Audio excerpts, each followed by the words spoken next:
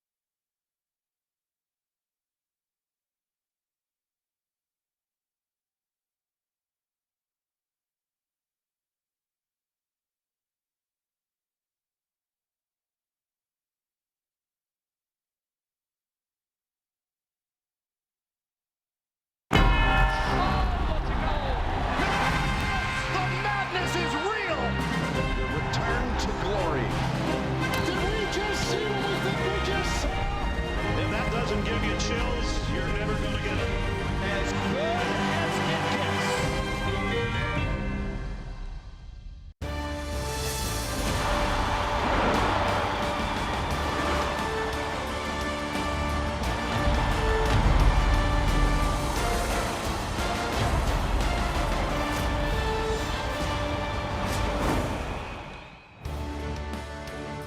You're watching the USL on CBS Sports, presented by Best Western. The Lightning is finally cleared in Albuquerque, and a major game in the championship playoff chase, New Mexico and Lexington. A look at the Western Conference standings, and these sides are merely 2 points apart. Lexington spent much of this year at the bottom of the table, but a win, they jumped New Mexico, go into third place. Well, New Mexico United finished first in the West last year and have a lot of work to do if they want to do it again now. And good evening, everyone. Joined by Devin Kerr, Mike Watts on hand, and we've waited for this game, not just throughout the week, but an extra hour and 40 minutes due to lightning in the area. The players are out now.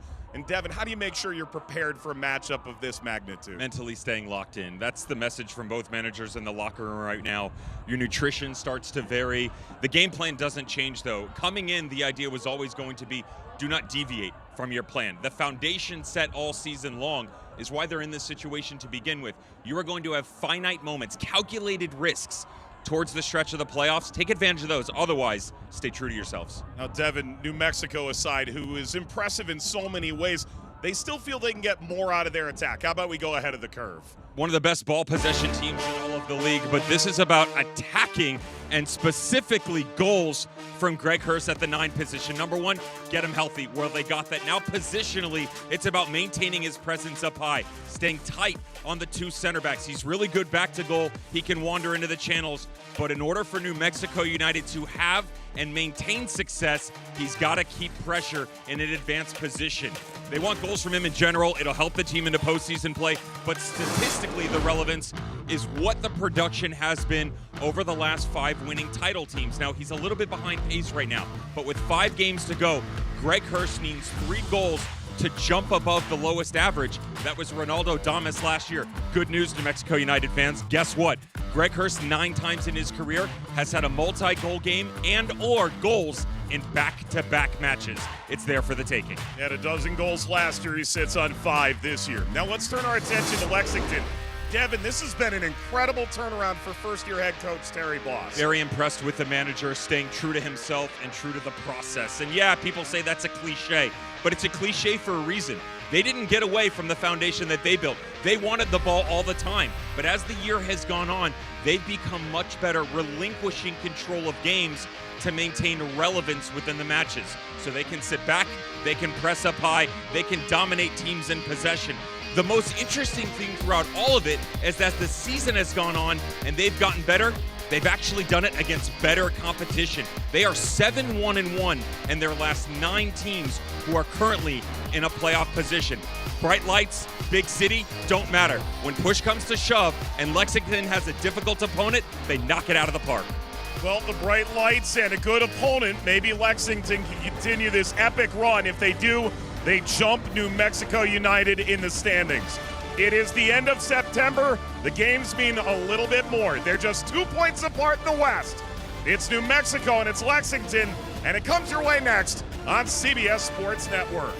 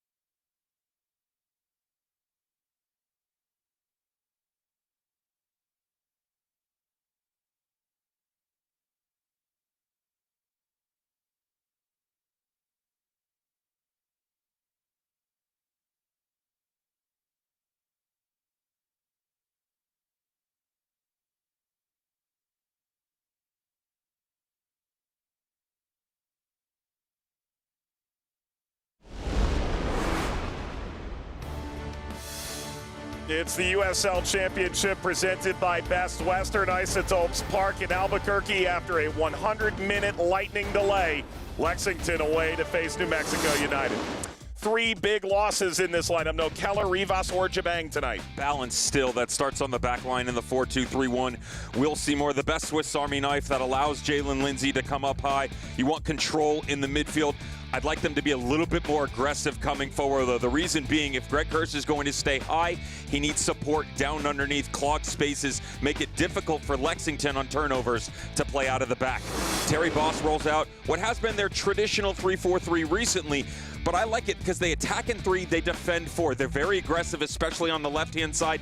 Kieran Sargent coming into his zone. He likes to invert. He releases that left wing, and Brodilio Rodriguez will start to tuck down underneath. He can be the out-and-out 10, but when they join together, gives a lot more opportunity for a Jago up top in the 9 spot. So they've waited inside the locker room for an extra hour and a half or so, and finally the opening whistle should arrive. They are just 2 points apart. It is the last game of this weekend, the final game of September in the USL Championship. A game of grandiose enormity in the standings.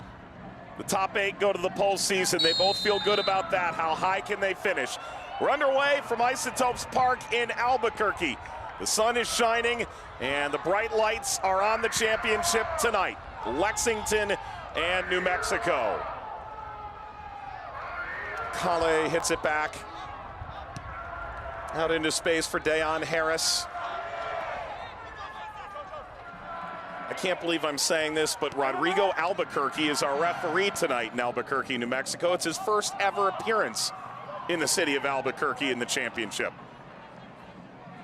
John Lexington wasn't available. It is amazing the amount of time that you spend by yourself and the things that you're able to come up with. Home cooking either way? Well. Rolls back to Logan Ketterer. One of the better passing goalkeepers in the championship. There's Kieran Sargent.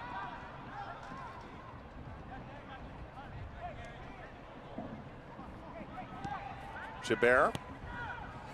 Hafferty. Plays with Lexington now. He was part of Dennis Sanchez's Las Vegas Lights last year, now the New Mexico manager. Blaine Ferry. Feeling out process, opening 10 minutes for both of these teams. The identity for New Mexico United has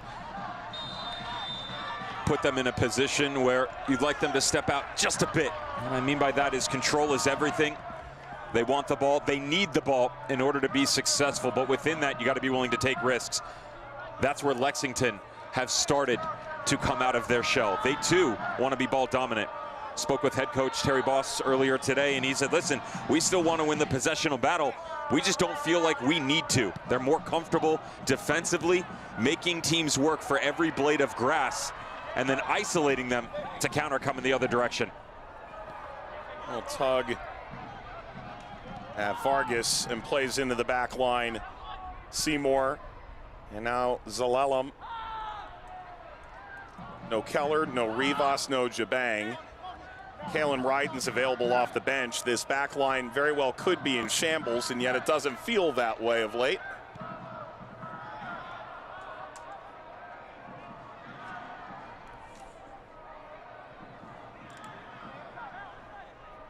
Here's Daniel Wu. Woo! His 5th start.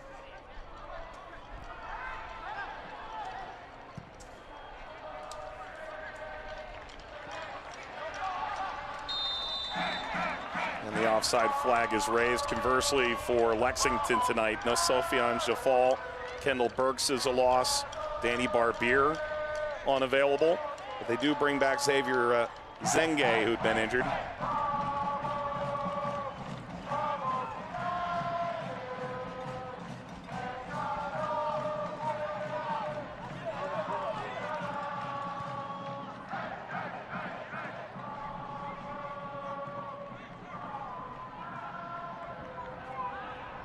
Down the line, clever cut inside, flicked ahead toward Hurst. It's Wu playing it safe.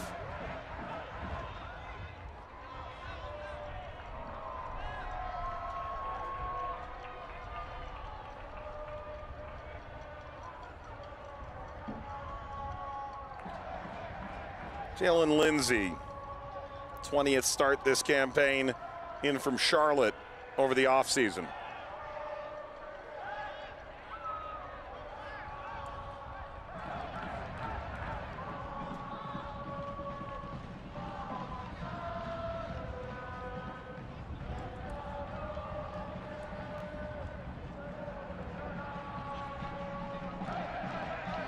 Seymour now shakes.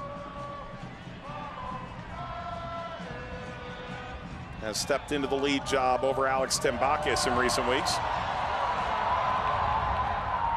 Good sprint forward from Gloucester. Zico Bailey, Gloucester cutting through. He's overtaken and knocked out by Hafferty. Beautiful football on display. Perfect characterization of what New Mexico United are based upon. The build-up out of the back, the pressure, the willingness to sustain, but also taking risks with their movement off the ball. Within all of that, you have to have the ability to win one-on-one situations. Great advance move by Chris Gloucester.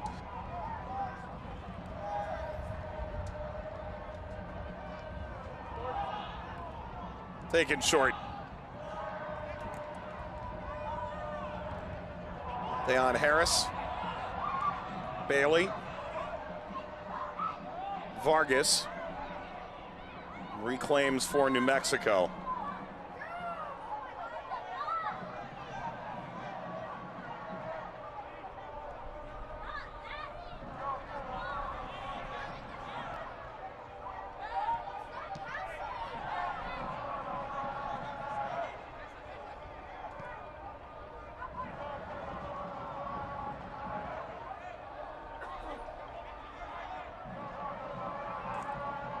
Devin, when you watch #1 seed last year, New Mexico, versus what they are now, here's certainly an element that became familiar. Deon Harris finished that season injured. Now Zalalem clips this in behind. Ball knocked back, and the opening goal belongs to Vargas and New Mexico.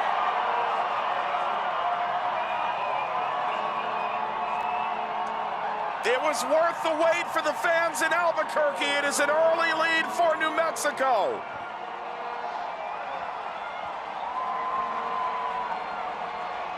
Patience, truly the biggest virtue here for New Mexico United. Had space, but smart by Deon Harris to not step into it immediately. Defensively, the coverage was there. Lexington had shut it down centrally. The second touch by Harris gets caught up underneath him, but head always on a swivel. And as the ball came back across, the back line of Lexington started to cheat a little bit, forgot about the far-sided runner. Quality ball in by Zalalem.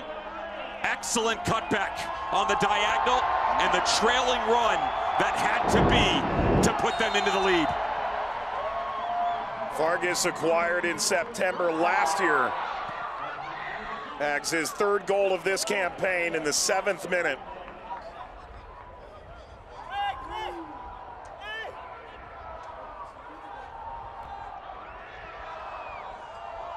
Vargas, couple calls into the El Salvador national team in the past 12 to 24 months. So that we're clear, you were just leading me down the path of the difference from the team that finished 1 in the West last year till now, correct? You just got a glimpse of it. They've got more bite coming forward. Ball dominance has always been there under Eric Quill and under Dennis Sanchez, but the reach they have on the width and the willingness to play through it is the biggest difference maker for this New Mexico United squad. Now it's about consistency. They maintain that, they'll have a solid grasp on the rest of the standings in the West. Hurst trying to work a give and go. Swerves this outside. Lindsay is onside.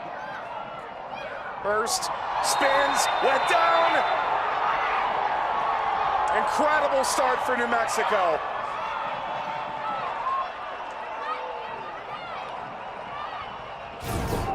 Referee points to the spot. I'm not so sure as to whether or not he was actually inside the top of the 18. Patience again on the outside. This is the positioning I referenced over the lineup for Greg Hurst. His willingness to work down underneath that front line. It's very close, recognizing we do not have VAR in USL Championship play. So this is going to stand by the referee as he points to the spot. It's tight. After review on that look, it looks to be on the inside. Either way, an opportunity here for New Mexico United to double through Talon Maples in just 10 minutes of play. Maples 3 goals this year, all from the penalty spot. Logan Ketterer awaits.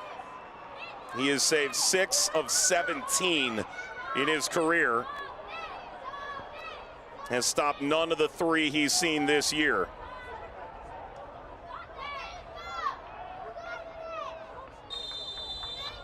Is it a dream start for New Mexico? Maples composes, fires and scores!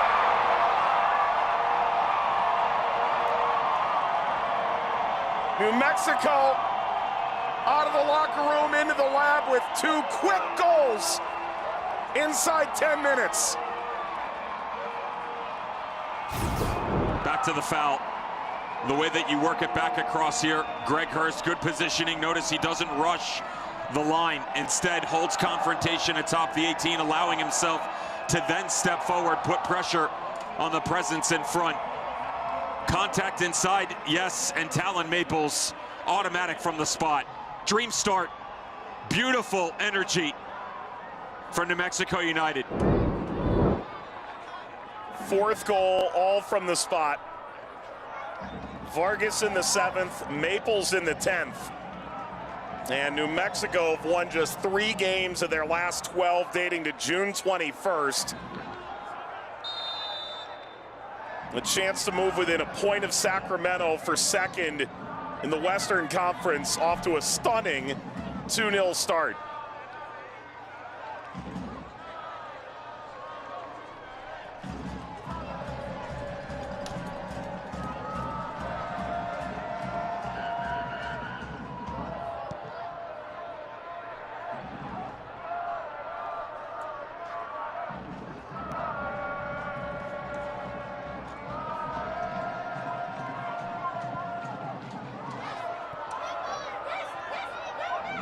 It's up by Hafferty. These teams met June 14th. That is essentially when New Mexico's slide began and Lexington's second half explosion started. At the time, New Mexico had taken 25 points from their opening 12 games, a 2-point-a-game clip that would put you right at the top of the conference most seasons. Lexington had won just 2 and taken just 12 points in their opening 13 games. Jafal and Zenge both scored, and it appeared to set a bit of a tone for the back half of the season. Well, New Mexico trying to set a tone right before the postseason begins, as everybody's down to about 5 games remaining in the championship. Crossfield knotted down. It was a bit of an awkward hop and comes back to Shakes.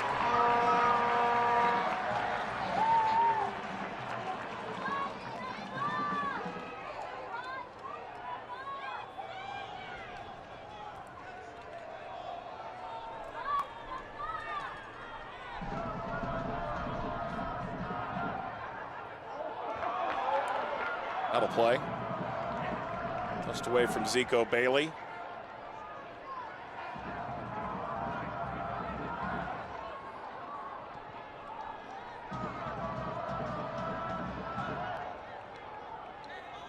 Devin, if you're Lexington, you come to New Mexico as late as you can to try and battle the altitude, right? Evade the altitude, yeah. Goes differently into that. You can either come in really late or come in really early and either adapt or try essentially not to adapt at all. And then you get this nearly 2-hour delay and suddenly you're 2 goals down. How much of this is blow the whole thing up and how much of this is, all right, that was a terrible start, let's get back on track? Second part, understanding that, listen, you don't want to be in this situation. It is something that they've experienced, and recently Colorado Springs did it on August 1st.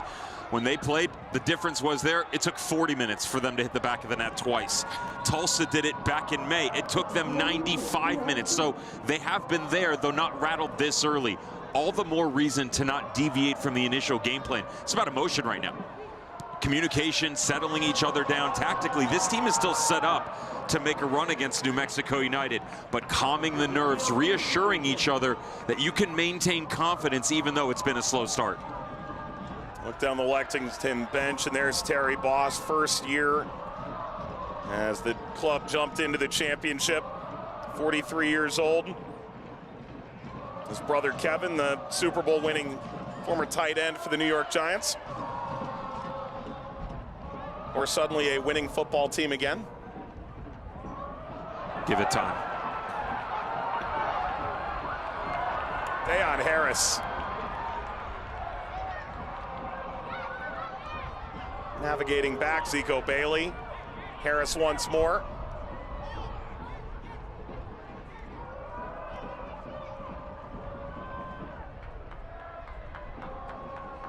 Lindsay playing outside.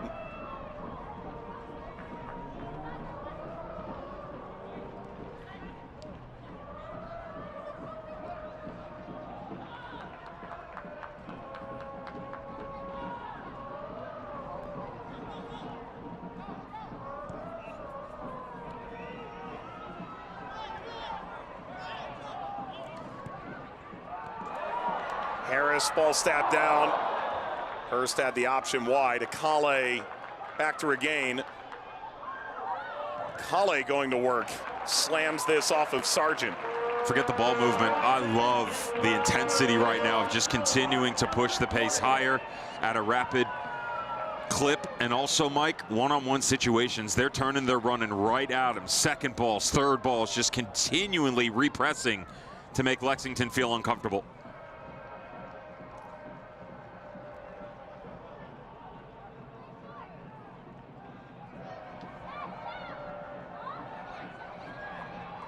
Lindsay.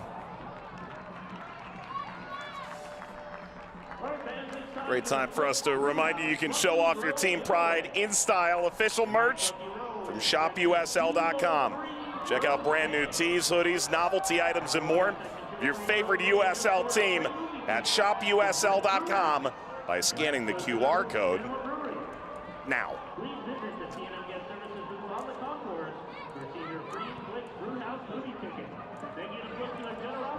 Recognizing that we're certainly a ways away, in case you were looking for maybe a stocking stuffer for me. Still interested in the bourbon themed jersey that Lexington have floating around, the orange one. No complaints here. Just a thought. Is that all I'm getting in my stocking this No, I said it's what I want. I mean, the Christmas list is shorter this year. I just feel a little less demanding, you know? Yeah. You've been good to me throughout the year. One of the nicest things you've ever said to me. Here's Seymour. Next time I don't need the jersey, just the adjective. Thank you. As a noun, of course.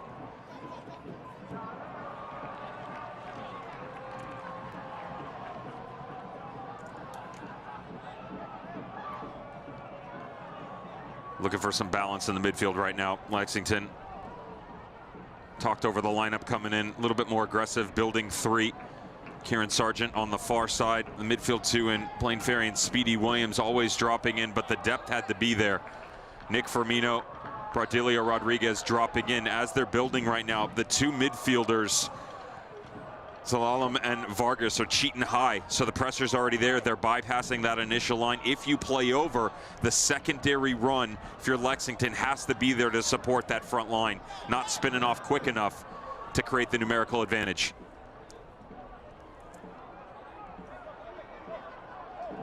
Hafferty. There's Wu, his fifth start. Jabert.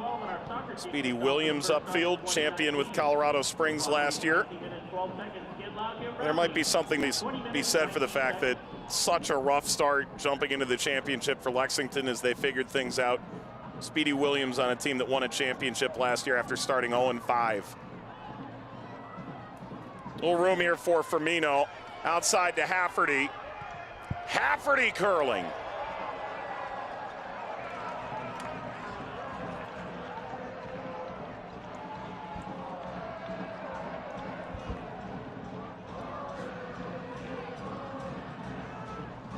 Are you surprised at how Lexington turned this around? Because I think you could easily sit there 11 games in, bottom of the standings, just one win. And yet a number of those games, they just let points slip at the very end. And you go, okay, are they resilient enough? Are they, as a group, 25 new players, able to take that step? Shakes drives it away. There's two parts to it. Number one, not surprised that they've gotten back into the playoff conversation because of the quality I saw on the ball early on. They could control games. Self-inflicted wounds got in their way, and also teaching a team to win. A new organization that's come up from League One, finding a way to instill a winning mentality. They have had 18 one-goal games this year. Wild. It's not easy to work through those tough moments, and certainly not at a high level early on. The second part of that is I am surprised at where they sit in the standings coming in. An opportunity to jump into the top 4. That's not just their own doing. That's the mess that is the Western Conference. Tightly knit, coming into the weekend, 6 points, separating a top 4 position and being out of the playoff race altogether. Charging forward here. Just blasted and blocked from Lexington. And Speedy Williams circles back.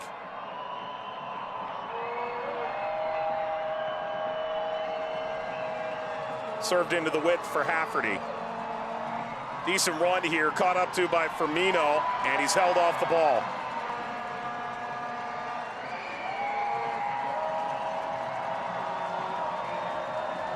And tapped off of Harris.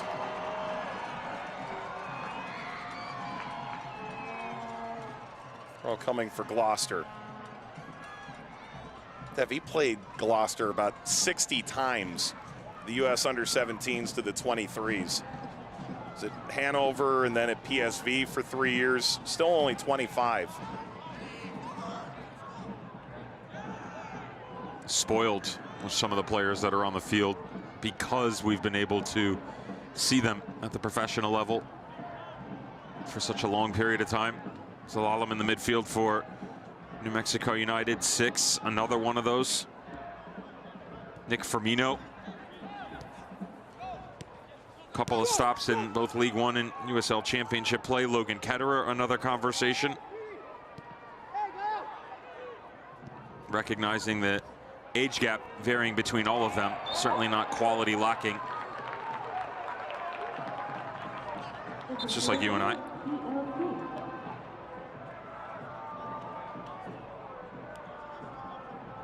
I'm not going to take the carrot. The foul's from Firmino.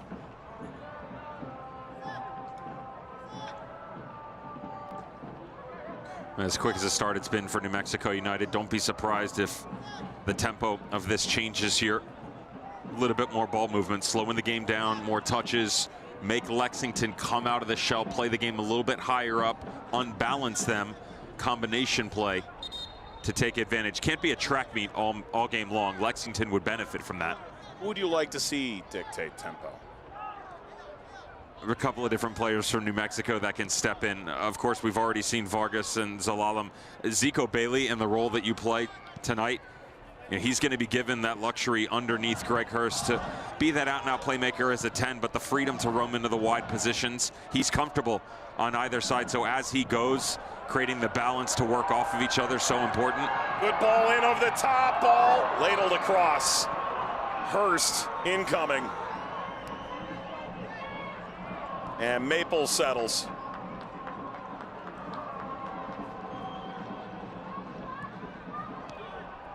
Bailey. Ball turned over to Nick Firmino.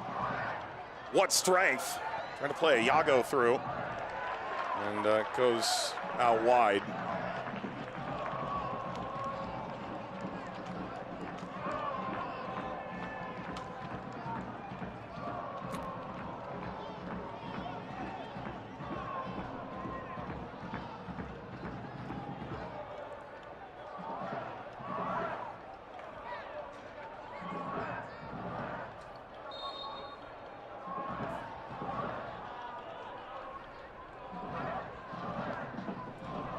Rodriguez offers the pressure for Lexington.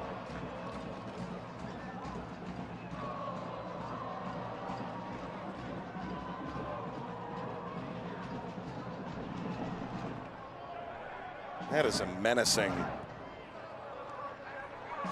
bit of pressure from Lexington. It just never entirely collapsed the play, and New Mexico able to get out to the other side. Lack a little bit of depth in the pressure, though. You know, neither Forster up top or Braudilio Rodriguez are shy about going to press. That's 33 on your right side, and then 72, his counterpart over the left shoulder. But as one goes, they're lacking pressure down underneath. Easier for New Mexico United to play around and through, releasing up higher. Firmino for Hafferty.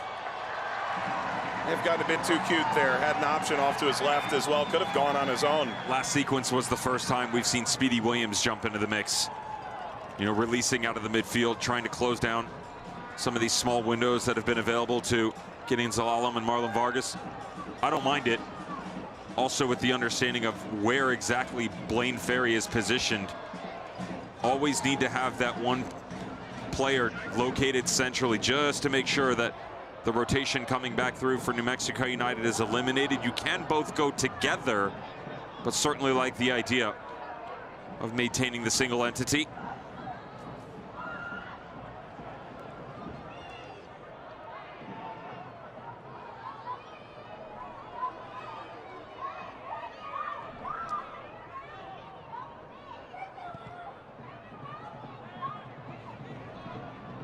Seymour calling everybody off.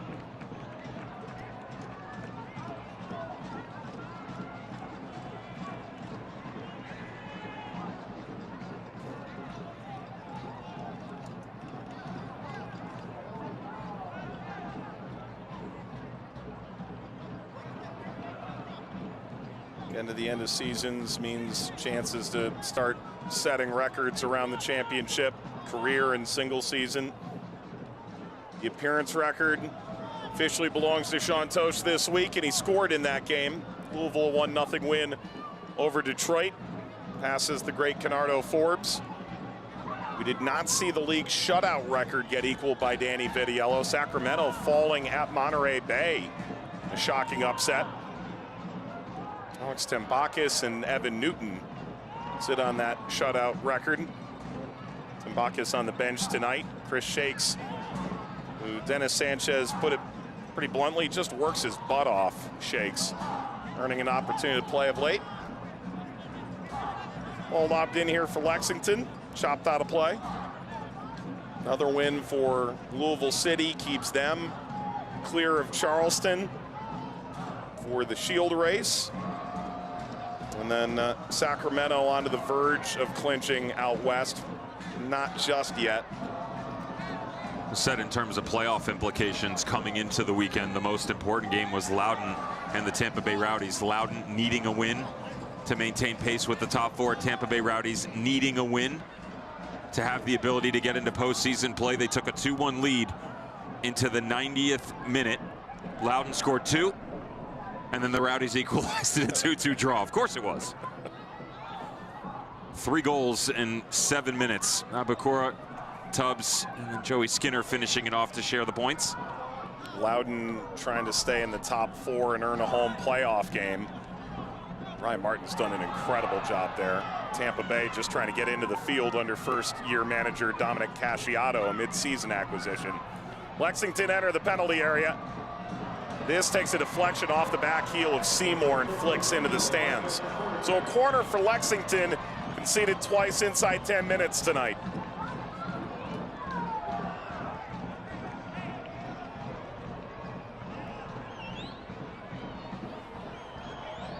Delio Rodriguez, who missed parts of June and July, his 10th start.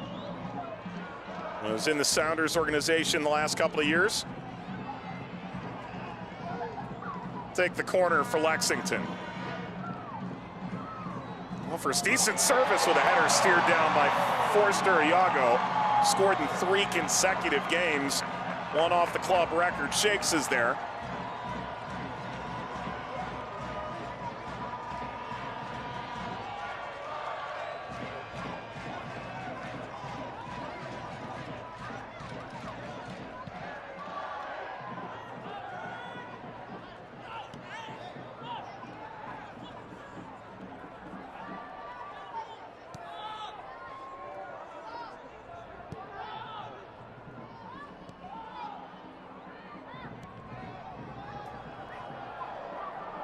Offside. Kale, bit overzealous. Half hour through, great vision by New Mexico United, recognizing the space in behind, utilizing the aggression of Lexington against them. Now, as Kieran Sargent starts to come up on the left, Joe Hafferty on the right. Again, they like to build 3, a little bit more left-sided center back here in Sargent recently, as opposed to building in 2 with the center backs and then balance on the outside. So as he releases a little bit later, there's still space on both flanks. That's why you're seeing Dayon Harris and Akale quickly and efficiently stepping into it. How do you counteract it? Well, number one, if you start to see that long ball over, either you cheat back a little bit or the center back rotates back in. If you want to stay aggressive and up high, you can also come and put more pressure on that initial ball coming off the back line, create turnovers in a more advanced position. Seymour nods down. Slalom tried to get it to Bailey. Scooped up here by Marcus Epps, his 9th championship club. Nick Firmino. Hafferty. Nice that across. Shake settles and took maybe a knee there from his own player Seymour, and perhaps a cleat as well.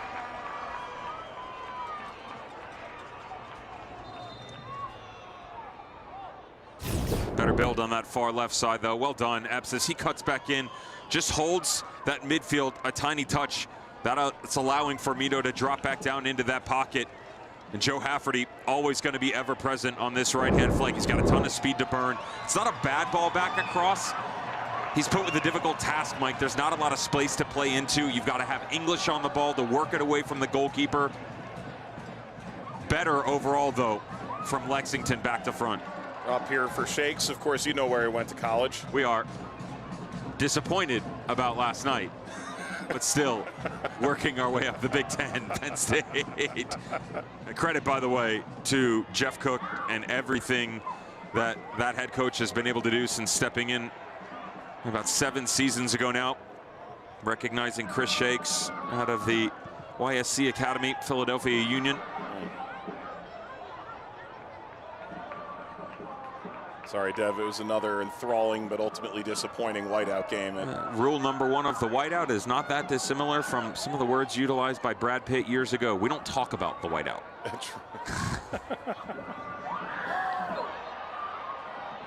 Rodriguez bit the dust there.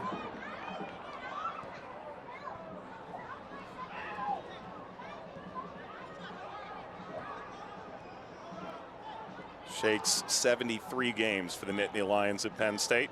Big Ten goalkeeper of the year.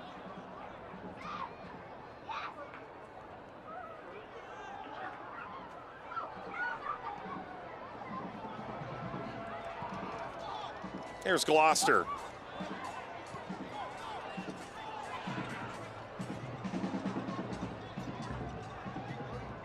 And there's that space I was talking about. If you're going to release Speedy Williams up high, making sure that you have balance. Good pivot off there, right side of the midfield. That's where Blaine Ferry's got to hear the direction coming from Speedy Williams. He tried to pull him with him, and instead it allowed New Mexico United to maintain possession. I'm sure Ketterer, that was all part of the plan, the way he was able to back into the penalty area right as he caught that.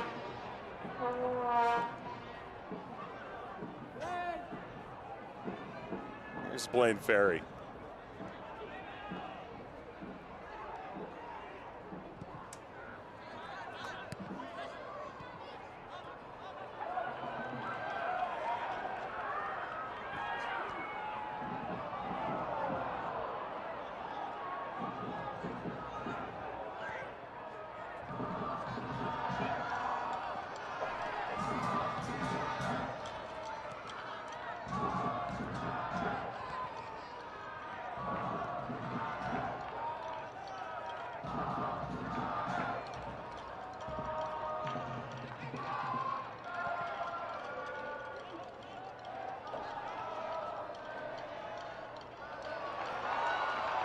Epps taking off the ball, and a little tug there.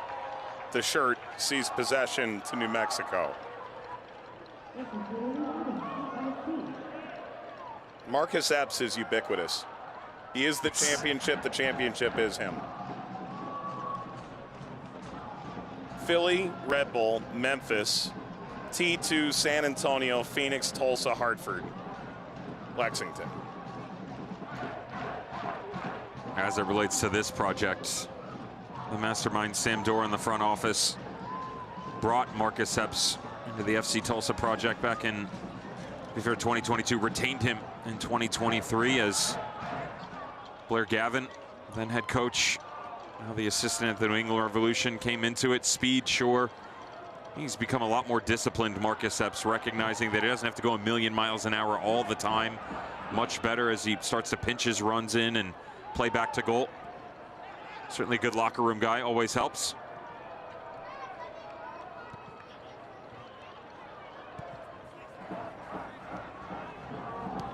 Lost her. Oh, clever move. Deion Harris slicing this back. Hurst. The appeal for a foul goes unheard from Vargas. And Hurst remains down. And grasping at his left leg.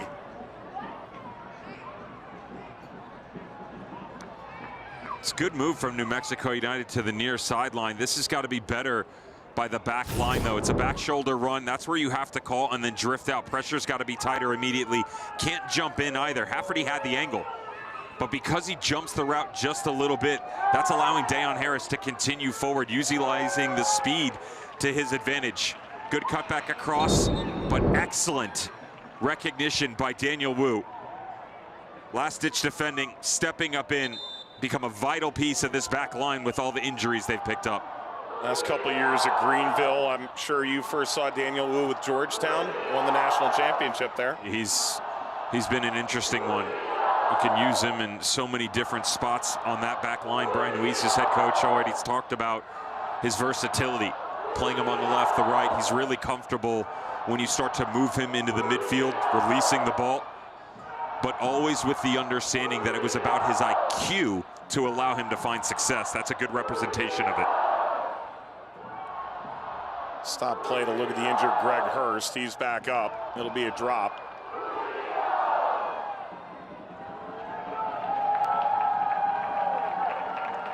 And we see Wu in the background. From Cary, North Carolina, spent 8 years.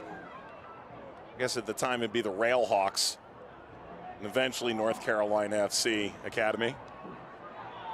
When he was in the Big East, Brian Weiss said that he's the best passing center back that he has ever had because of his smarts. Big words. Breaking lines, diagonal balls, good size, quality in the air, but calm and always willing to work vertical. That plays right into what Terry Boss is trying to do within this system.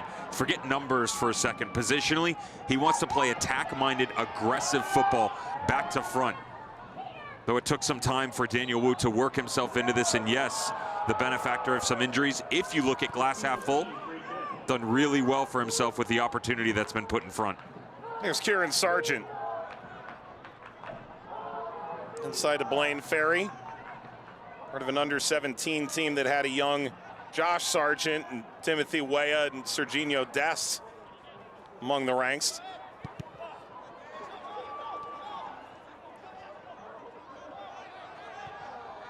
Firmino. Touching inside.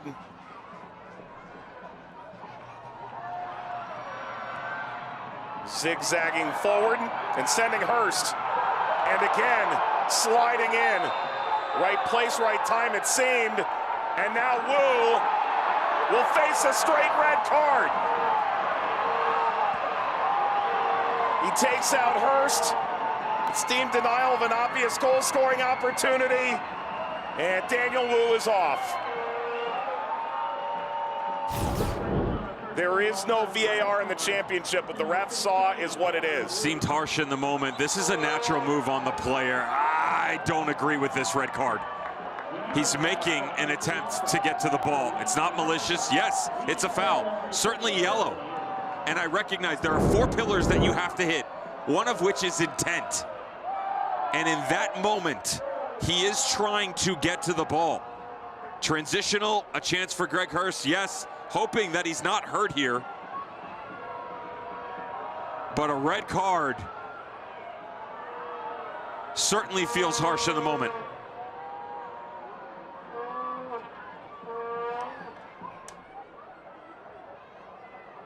Hoping by virtue of the smile from Hurst, he's okay. And New Mexico up 2 goals and now up a man the rest of the way on home ground at altitude. A game that would really begin to solidify their place in the top 4 and maybe give them a chance to chase Sacramento, who have a ton of games down the stretch, including the Jägermeister Cup final on Saturday night.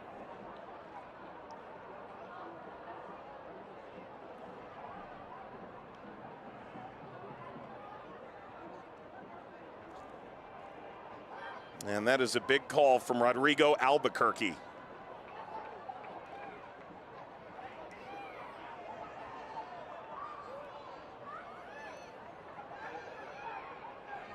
So it'll be a free kick for New Mexico. Hurst and Akale stand over the ball. A third goal would feel like a bit of a death knell, all things considered. Hurst steps over. Akale, that was off the training ground, and it just sort of broke apart.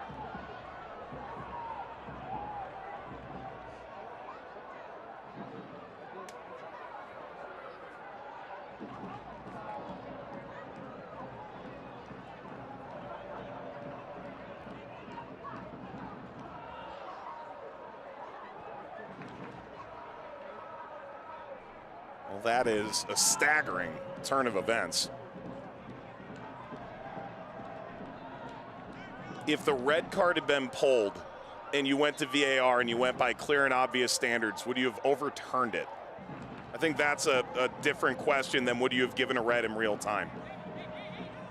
When this game decides to slow down, if it ever does, I'll walk you through my rationale for why I would say, yes, they would overturn it. I mentioned the 4 pillars: distance to goal, direction of play, likelihood of control, and number and position of defenders. Intent comes into that as well. That's a little bit of an asterisk as you work through the moment. If any one of those are jeopardized, you cannot give a straight red. But also understanding in that moment, from that angle, what the referee is privy to. You know, he's coming on a diagonal, looking over the shoulder of what he thinks is direct contact and removing the denial of a goal scoring opportunity. So as the play opens back up here, distance to goal, this is still about 40 yards to goal there. Likelihood of control, I have a question on that as well. Direction of play, there's no doubt this is headed towards goal. Number and position of defenders, absolutely. Last defender, you've got the goalkeeper, Logan Ketterer, coming out. You could make an argument for 3, definitively for me, not 4 though. And now if you're Terry Bosch, you have to react by taking off an attacker already down 2 goals and someone in green who gives you the ability to be a little bit more flexible. He can work on the outside, play on the back line deep, but also maintains confidence up high. Yeah, it's tough for Rodriguez. This has nothing to do with him. Get green on another defender. You had moved Kieran Sargent inside after the red card suffered by Wu.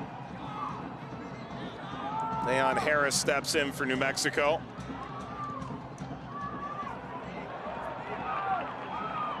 Bailey snaps it ahead, zigzagging up toward Vargas. He's on it now from Hurst. Hurst turns. Hurst, that's blocked. And tapping away Ferry from Akale. Now rushing inside away from Lindsay. And a free kick. Seated by Zalalem.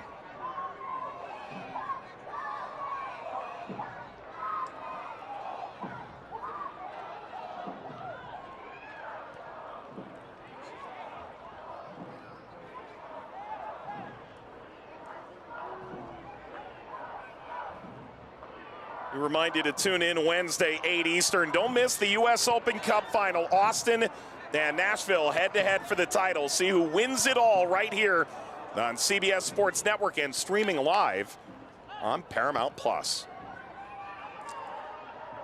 Witty, Tony, enjoy the call. Look forward to watching.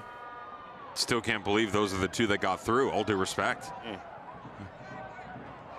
And then you and I think, are busy on Wednesday night immediately after that right here on CBS Sports Network. Rumor has it, more Western Conference foes at play. Sacramento and Orange County on Wednesday night following the Open Cup final. So watch a trophy get lifted and then see two teams who think they can lift a trophy. Orange County has definitely lifted their attack, starting to find goals nearly at will. And it's going to need something special. Sacramento Republic, best attacking team statistically in the championship. If you look at clean sheets and goals against, if you like that kind of stuff. I know you're into that, Mike. Love it. Body's hitting the floor here. New Mexico can't take a foul if they tried. Advantage played here for Lexington as we approach first half stoppage time. Here's Firmino. New Mexico, I think, just tried to take a foul 3 separate occasions and simply couldn't. And the clock has 45 minutes. Special time is being kept on the field.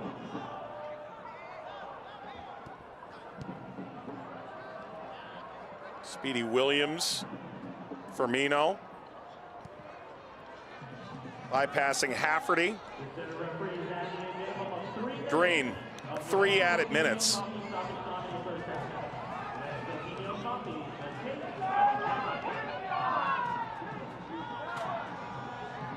Through now Green, shimmying, firing. That is apparently untouched by Maples. With minimum, made it quite difficult. Good stuff. Hafferty jumped off the back line, recognized that Ferry was starting to drift back over, and I love how quick Jacob Green is on the release up high. This is that flexibility I was talking about. He's so good, regardless of location, about getting himself to face forward. Thought there was contact on that ball coming back through. Felt that way, alas. Better though. Hey, that's the type of response you want if you're Terry Boss, and especially Mike, with so many little moments remaining in this first half that it has been quite troublesome. The 2 opening goals in 10 minutes of play, the red card in the 38th minute for Daniel Wu. The overall run of play hasn't been great. You need to inject some sort of confidence into the group. Remain unscathed. Walk in, look around the dressing room. Everybody calm down. We get it, we're down to 10, we're down 2. We still have plenty of time to get back in this and go chase a result. Well, and you take a point out of this and you go, hey, maybe we can still go chase them down. If you lose this game, it would be extraordinarily difficult with such little time remaining to hop New Mexico, and it lessens your chance to get a home playoff game. They've been great at home of late. One fewer path. Hurst unable to divide that back line. Sargent picked it off.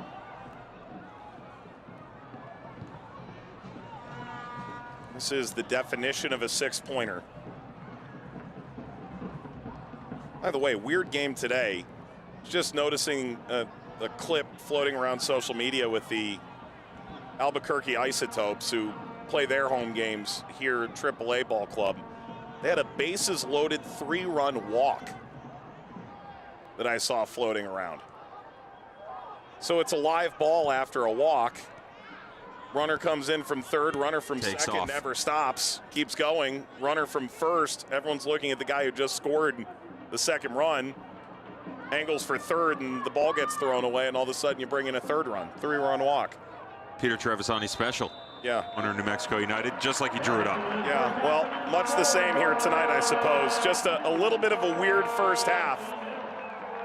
Vargas finds his 3rd goal of the season, and then Talon Maples from the penalty spot is 4th. All from the mark this year. And then a red card to Daniel Wu puts Lexington in even more dire straits. So it is halftime here in Albuquerque, New Mexico.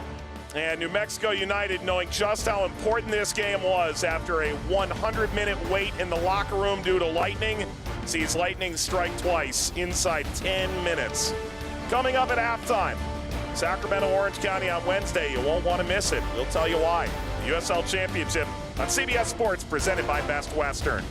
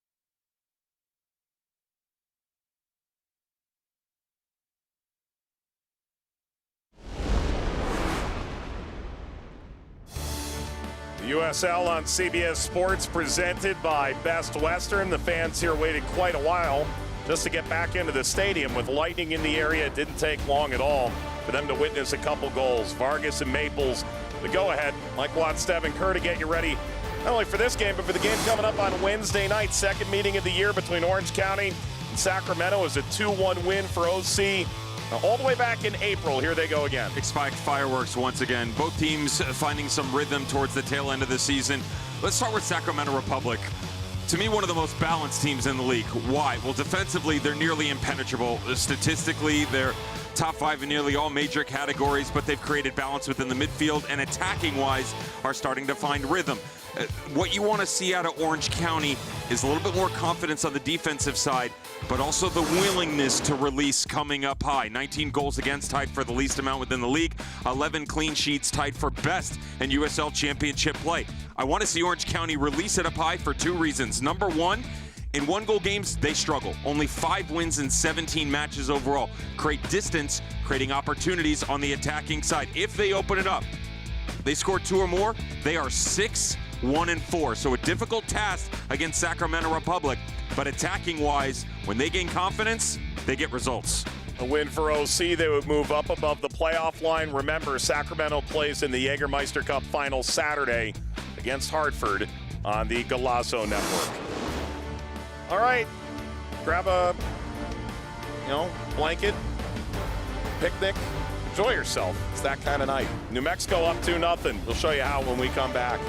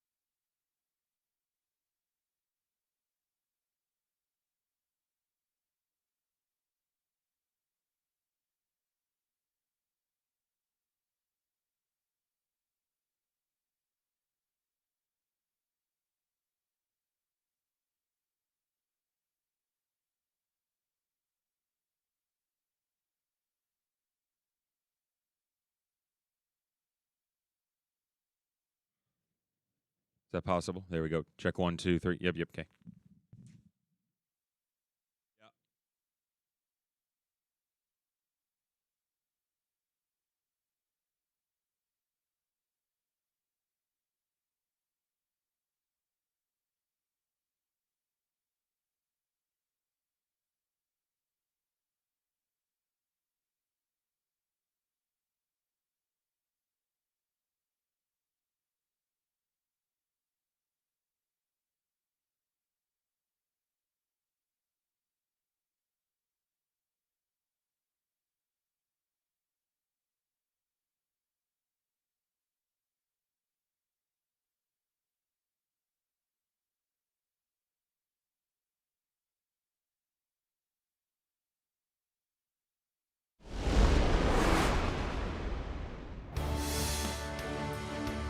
USL on CBS Sports, presented by Best Western.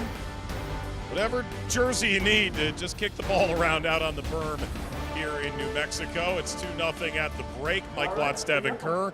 Lexington down a man. New Mexico up 2 goals. I don't know that Dennis Sanchez could have written that up any better. Cleanest performance that I've seen from them in the last 10 games that they played in all competitions. Control, they were explosive. Goals always help. And then called a little bit of controversy towards the tail end of the first half. Now the man advantage for the second half to play. How about we take a look at the first half highlights between these teams? And it was a 100-minute wait for this game to start due to lightning in the area.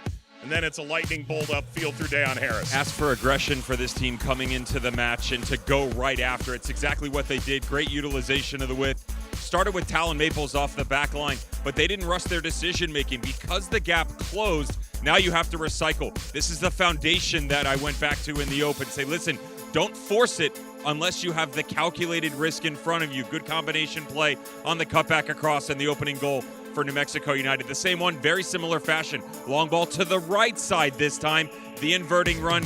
Greg Hurst does a really good job down into the pocket, luring the aggression up from the back line. Contact, Talon Maples to the spot. Bottom corner, 2-0, New Mexico United. Skip into the 38th minute. Here's that controversy you were talking about. There are 4 pillars that you have to hit. It's location, it's players, it's proximity. The big one for me here is, does he have control of the ball? No, he doesn't. Logan Ketterer has the ability to get there. Number 2, is it moving away is the question. Not necessarily sure that's moving towards goal. If there's any discrepancy whatsoever, you cannot issue a red card, which is why I say there isn't. We don't have VAR. Call stands. Lexington down to 10 men. Take a look at the halftime stats. 4 of the game's 9 shots belong to New Mexico, but far more importantly, they've got both goals. They've possessed, and they've been quite good. Lexington will play the second half down a man. And Devin, I ask you, how does Lexington get back into this game now? Of the change that Terry Boss was forced to make, brought Delio Rodriguez off, Jacob Green in. He gives you presence on the width for sure. He's ambitious, so he'll play up high. He's willing to do the work defensively. But more importantly, as he creates that presence on the outside, Nick Firmino becomes one of the most important pieces. He's got to be the link-up play in the midfield. They have to maintain aggression and confidence. They've got the ability, but they've got to chase this game. We saw it with final 5 minutes to go. Keep belief. All right, on to the second half we go here in Albuquerque. It's Wu with the foul of Hurst that leads to a red card and the frustration and a fine. New Mexico up 2-0.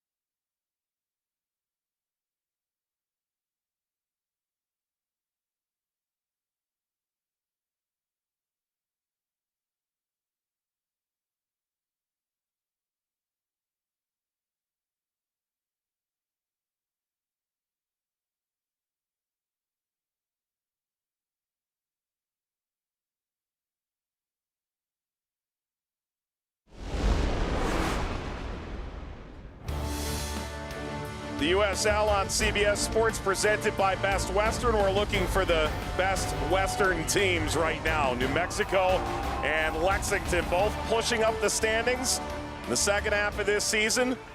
Forster Iago having an extra word here with our referee as we approach the beginning of the second half, and I think asking for more of a clarification than an extra tap here.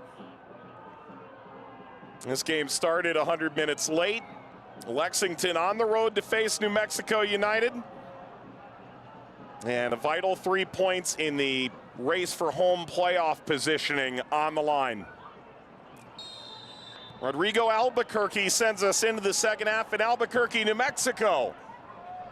Mexico United ahead 2-0. Western Conference, Devin, yesterday, some pretty wild results. Zico Bailey pushing and shoving his way into that final third. Sacramento goes down, Tulsa goes down. No one's safe anymore out there. And so these two teams at 3 and 5 coming into the night certainly knew they had a chance to make up some ground.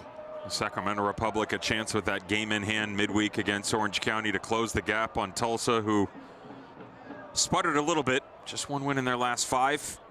New Mexico United have picked up the pace to narrow things with the California group of Neil Collins and the Quails. Also, you know, mentally coming off that loss for Sacramento Republic, and we're staying at the top of the West right now. It's coming off the loss. It's a midweek game, and then congestion in a cup final on the weekend. That's a very difficult stretch for them to handle. They are 6 points off Tulsa. More importantly, Tulsa holds the tiebreaker as well. So really it's 7. They probably need to win that game midweek. A draw doesn't do them really any good. And work yourself from San Antonio in 4th all the way down to Colorado Springs in 8th. Just 2 games separating those 5 teams. Wild. And Lexington has been the biggest beneficiary of all. They've gone from 12th in June all the way up to, well, a chance to jump into 3rd place by their lonesome tonight with a win. They're tied for 4th with San Antonio coming into the night. All driven in behind all the way down to Logan Ketterer. You know, Dev, we were talking with Terry Boss, and it's so easy to sit there 1 win through 11 and go, what did we get ourselves into? And he said nobody panicked. No one showed that overt frustration of the results. Said everyone stayed the course. We doubled down, and once the results began to validate things, you gain momentum. And here they are, a team that at home and against playoff teams looks like a real monster, and that's saying something at the end of September. Don't misconstrue confidence and cockiness. Terry Boss is confident. He's confident in his group because of what he saw early on this season. Mentioned ball control in the first half. Even though some of those results weren't going their way, the overall performances were there. Just had to tidy up some tiny moments within a match to help get them over the line. They were able to do that, and as the season has gone on, they've just stayed true to themselves. You know, I think it's kind of funny, some announcers coming in and saying, what's changed? Little chuckle? Nothing. No, we haven't changed anything from what we were doing in preseason. The only thing that's changed is some personnel due to injury and loanees in and out, which has affected the chemistry a little bit, certainly on the defensive side of the ball. But we have not varied from what our flight path was. We're still on track for an on-time arrival. Devin, the announcer was me. That's who you're referencing. Yeah. I'm sure America was really waiting with bated breath to find out which announcer. I brought Delta into the mix there, too. I saw that. I felt that. Unofficial airline of Devin Kerr. It's when you walk through the enchanted Concourse A-B connector in Atlanta that you really understand why you fly a certain airline. It comes to Ketterer.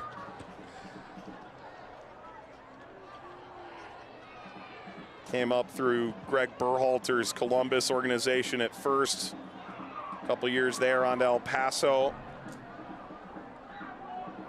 Ketterer last few years in Montreal, didn't see any playing time. Chance to come back here and impacted the championship level with Lexington. All the while, the backup last year, Nico Camposano, leads the league in saves out at Monterey Bay.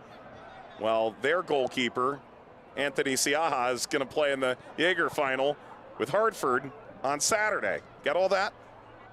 Noted. And here I thought this was an open book test. Well, and then Sacramento, if all things hold, has Danny Vitiello, maybe the greatest goalkeeper in the history of the championship. It'll be Jared Mazzola starting the game. So we're just playing on the big goalkeeper merry-go-round right now. As Alex Tambakis sits on the bench and Chris Shakes is in goal.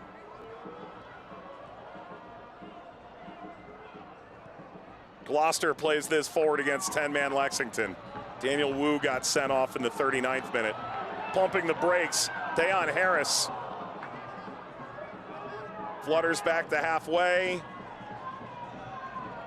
Easy, Greg Hurst. Easy, son. Feeling himself. Ooh. Clever flyby. Nick Firmino says, anything you can do, I can do flashier. This ball hit square and met by Akale.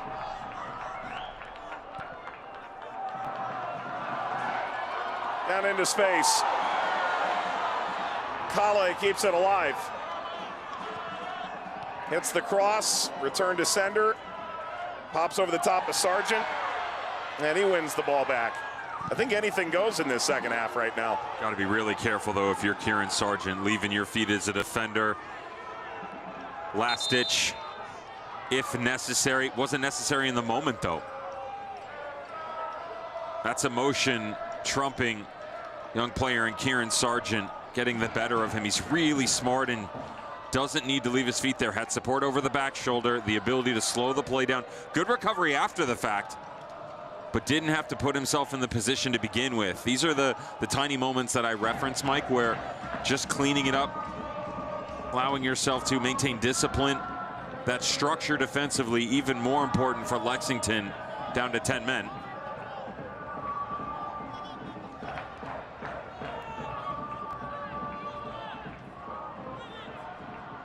Wu's second red card this year, it should be noted.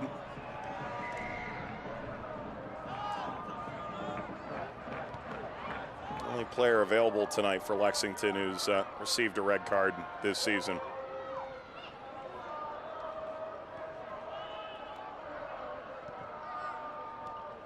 Burke, Adedokun both out tonight. Latif Blessing notably is on the bench, signed at the end of August. Could come on and impact the game. Malik Henry Scott could jump in as well.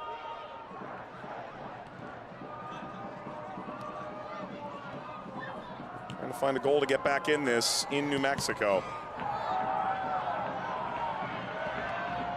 Jalen Lindsay applying pressure. Ketterer just did get that away. Can get rather suffocating in this venue very quickly when the crowd starts to gang up on you a little bit too. One of the best fan bases in the championship year after year.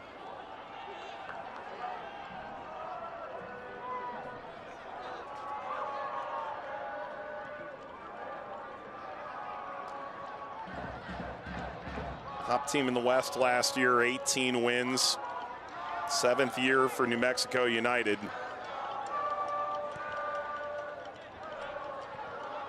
That epic inaugural season run to the quarterfinals, the Lamar Hunt U.S. Open Cup. But last year, despite finishing first, their goal difference just +2. They were out in the conference semifinal against Las Vegas Lights. And when Eric Quill left to take over FC Dallas, they promptly went and took the Lights head coach, Dennis Sanchez. I think you and I both, every time we talk to Dennis Sanchez, and the two managers actually have quite the connection. Dennis's brother played for Terry Boss at Oregon State, and the two actually ran into each other, one as a player, another just starting his coaching career at Seattle back in the day as well. But come away feeling like he's got a plan for this thing and how desperately he wants to win for the community here in Albuquerque. After San Diego State, Dennis Sanchez to the Sounders. Terry Boss, goalkeeper at that point in time, linked up again a couple of years later. Austin FC in MLS play, and trying to get that next bump here. Feels like under Dennis Sanchez that it's coming. Eric Quill continuing on the path that was Troy Lesane, then Zach Prince. Never really felt like throughout any of those that there was real venom within the group, though. We certainly saw that in the first half tonight, and it has been missing throughout portions of the season. But speaking with manager of New Mexico United, Dennis Sanchez, he feels like they've turned a corner, real confidence within the group overall, starting to get some health.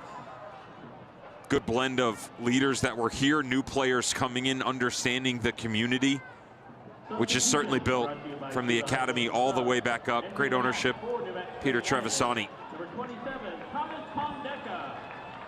Number 5, Deion Harris. Double change here for New Mexico. Deion Harris, Greg Hurst taking leave. Tomas Pondeka and Luther Archimed coming in off the bench. Archimed, late game time goal, couple games back, was unavailable for selection against Colorado Springs in a 2-1 come from behind win. Make it a triple sub. What about the goal that Carlos Moguel scored to win the Colorado Springs match in the 83rd minute last weekend? Tattooed. Woo. I mean, that's playing a game of FIFA all by himself. I know you're a big LARP fan and live action role playing in your time off. Is that what we're calling that? Oh yeah. Kid can stripe it, never a doubt about that, with his parent club at Louisville City.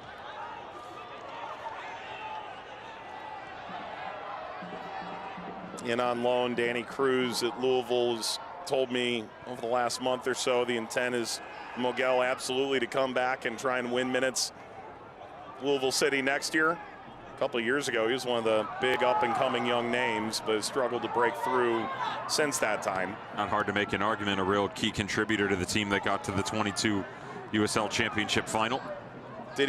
Was it the winning penalty in the conference semifinal that he scored? Yeah. Which unfortunately at the time, our understanding was it wasn't Moguel, it was Mogul, which led to I changed my name just for that, by the way. Well, I mean, in theory, I suppose he did, because the goal call as he hit the winning penalty felt really on point until you found out that you were just butchering the poor kid's name. You being me, it's a royal you. He's not a kid, he's a mogul. It's not a pun, it's a mispronunciation. Here's Shakes.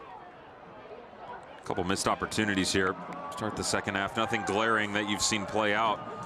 But as the ball movements come off the back line, Forster Jago just having some trouble in link-up plays. Actually made some decent runs, but the decision-making, Marcus Epps, we just saw Blaine Ferry on that final ball through. What you will end up getting here, the line of confrontation will probably sit mid for Lexington.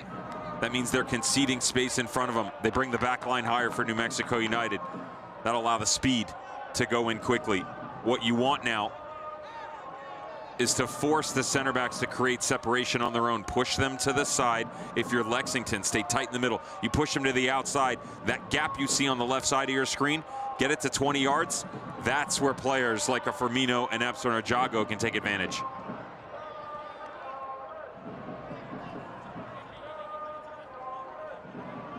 Moguel, 5th year in the league, the 22-year-old.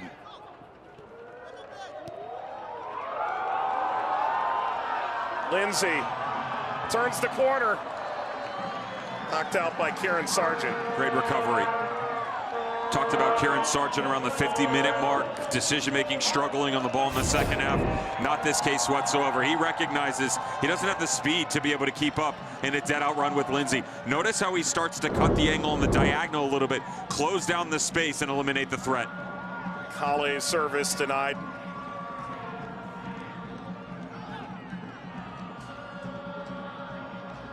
Quickly taken short corner. Needs to a 4-man box here. Vargas stepping. Hops back to Zelalem.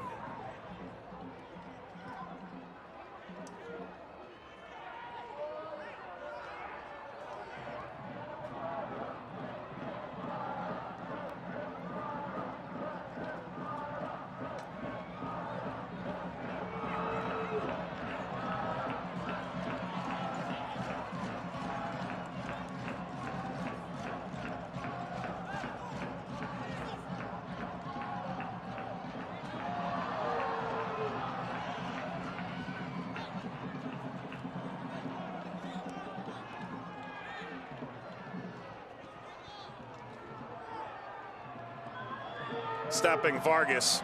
Archimed tried to play that through. Away from Pondeka. This gets out. Get ready for some epic pitch play as some of the best clubs in women's soccer kick off the UEFA Champions League. This season premieres October 7th and 8th right here on CBS Sports Network, streaming live on Paramount Plus. The surprise of nobody, Fort Lauderdale off to a phenomenal start in the Gamebridge Super League season. Dallas Trinity right behind them. Lexington is off to a great start, undefeated in their opening 5 games. And 2 of the league's top 5 scorers, former SEC stars Addie McCain and South Carolina's all-time leading scorer, Kat Berry. All the while, of course, November 22nd, big day on the domestic calendar on CBS. It'll be the USL Championship final, and then that night, the NWSL final on the same day, as it was a year ago. Colorado Springs winning their first championship final over the upstart Rhode Island. Devin, as you sort of get into this final month of the season now, right? I think we can start to ID some teams we feel really good about making that run to November 22nd. Sure, let's do it. And most of them are named Louisville City. Former Lou City champion Speedy Williams on the way off here. Latif Blessing comes on for the first time for Lexington, a player who's made big impacts in MLS over the better part of the last decade, and the end of the night as well for Nick Firmino. Subs 2 and 3 for Lexington SC.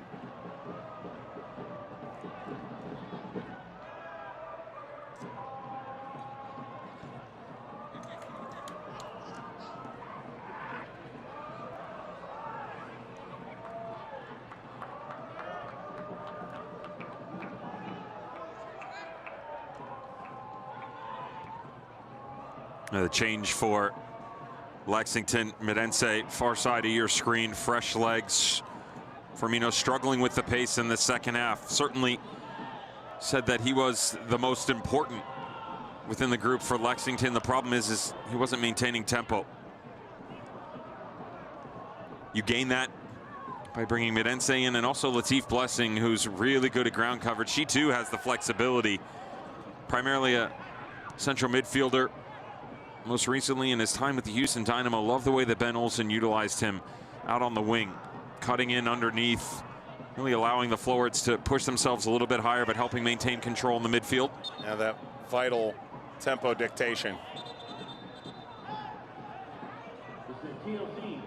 Ball never stopped. And a free kick here to Ferry.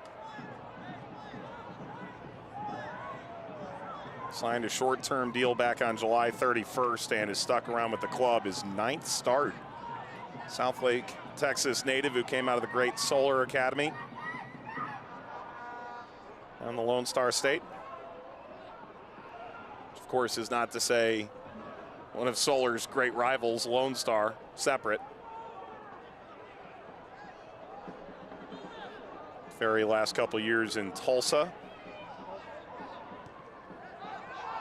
He's playing in the semi-pro ranks to start this year, looking for his next opportunity.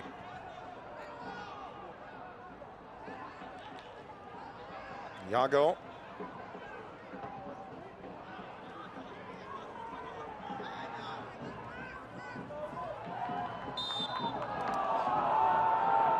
Not sure what the argument is here for Seymour. Seymour. Mexico up 2-0 here. Lexington down a man trying to find their way back in. Ball across the face. Epps going 1v1. Epps! Marcus Epps, a stunner! Oh, that goal was gorgeous. It's a lifeline for Lexington. Two key movements in the build-up. As the ball makes its way to the far side of the field, the touch to come negative back in, and then this touch right here, Blaine Ferry. What great body control that is. As he opens up his hips, it's allowing him to continue the move back across his body. Quicker transition to the far side of the field. Now you've isolated Marcus Epps in a one-on-one. Cut back to the inside on the favored right foot. Head down, you just step right through it. Little bit of English to the far post, and belief restored for Lexington. In Hartford last year, but in 2023, a career high in goal scoring, back 9. Epps grabs his 4th this season. And Lexington, with 25 minutes to go, down a man, are right where they've been all season, believing that they can make the comeback. Friendly reminder, 60-minute mark, talked about the overall decision-making for Lexington. They had gotten themselves into good spots, but as Ajago was releasing himself, they weren't making the right moves with the ball at their feet. Much better execution. Taking what the game gives to you on the first ball off the back line, good combination play, and then allowing the beautiful artistry that is the attacking nature of Marcus Epps to be put on full display.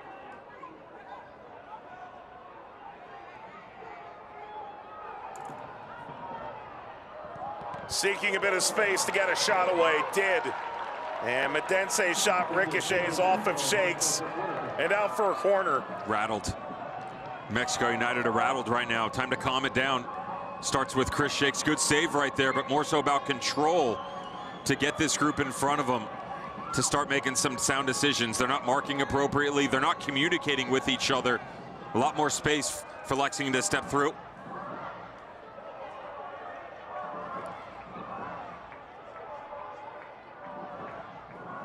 Can Ferry pick out his man?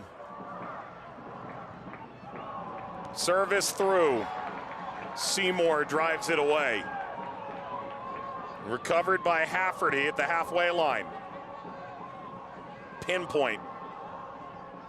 Medense offers service, and it's Epps shaking that toward frame. Ajago in the 74th game winner at Detroit last time out. 3 unbeaten, already a club points record. 1 loss in their last 7. 27 points in their last 14 games.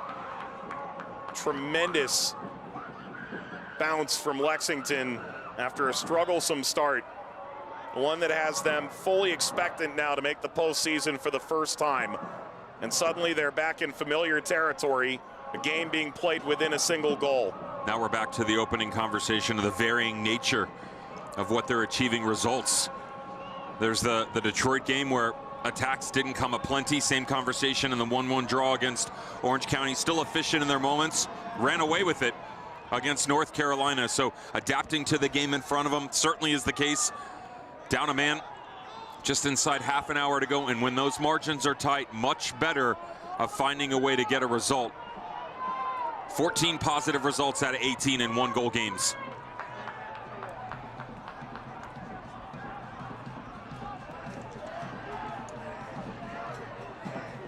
Lexington won the first meeting between these teams back on June 14th by a single goal. And of course, of note, not only if New Mexico wins this game 2-1, mean that the head-to-head would actually not prove to be a tiebreaker, be a stalemate between the teams. That ball turned over, and a foul on New Mexico that has the whole crowd incensed.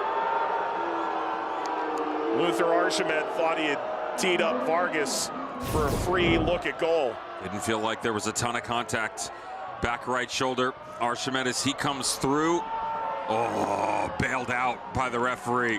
Not a foul at all. No contact whatsoever on Blaine Ferry. I think that's one of the tough ones where you see Archimet with that arm out and he's blocked Spot off on by Ferry from the referee's vantage point. Just about to say, the way that the referee moves in the field, basically top right of your screen to the bottom left, when the ball's coming horizontally like that, he's moving with the play. He's only privy to what he thinks is contact over that shoulder. It's not an excuse. You want him to get it right, but also understanding how that could become convoluted real easily in a split second. Mogel is down.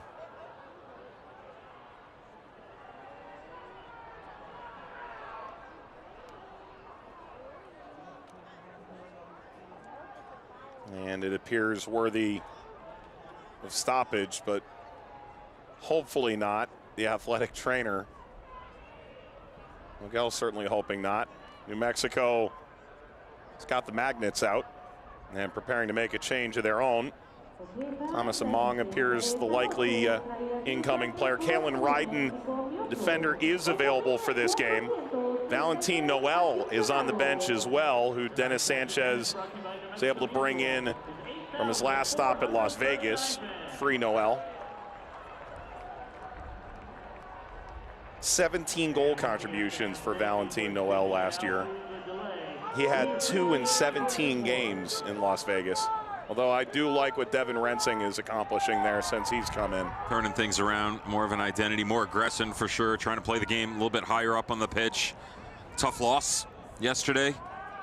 A project that has become a little dismantled after the departure of Dennis Sanchez, but seemingly put them headed in the right direction. We're over here talking about an Albuquerque, reffing in Albuquerque, and here you are, Devin, talking about a Devin.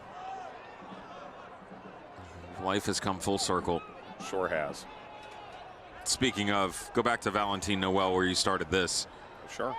The type of player, said this coming into the year, MVP type caliber in this league. That's the quality of talent that Valentin Noel possesses. You got to maintain confidence with him. Allow him to be free within the game so that he's not chasing as much, right? Letting him play face forward, but all of it rests on the fact that you have to have the ball, and getting him healthy.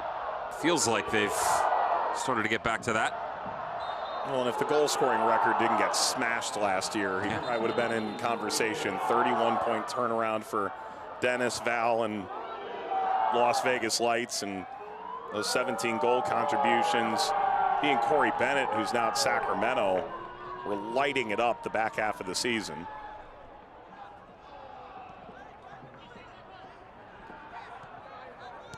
Among preparing to enter. Marlon Vargas likely on the way out in his stead. 18 minutes in stoppage to play. Lexington down a man, have pulled one back through Epps in the 65th. A win would move them above New Mexico in the standings. That popped up, comes down now to Latif Blessing. That's a great ad for Lexington, Latif Blessing. Ooh. This has the crowd angry again, caught an arm. Not that I think they can see that very clearly from the supporters section. And yeah, play is gonna have to be stopped. This is a little more than a flesh wound, I think. Felt like that was Medense on the far side of the field. Watch the arm standing away right there. Yeah, it's incidental, to be fair. His body just bumps off the torso, and it's not a flaring elbow by any means. It's incidental contact that causes the disruption.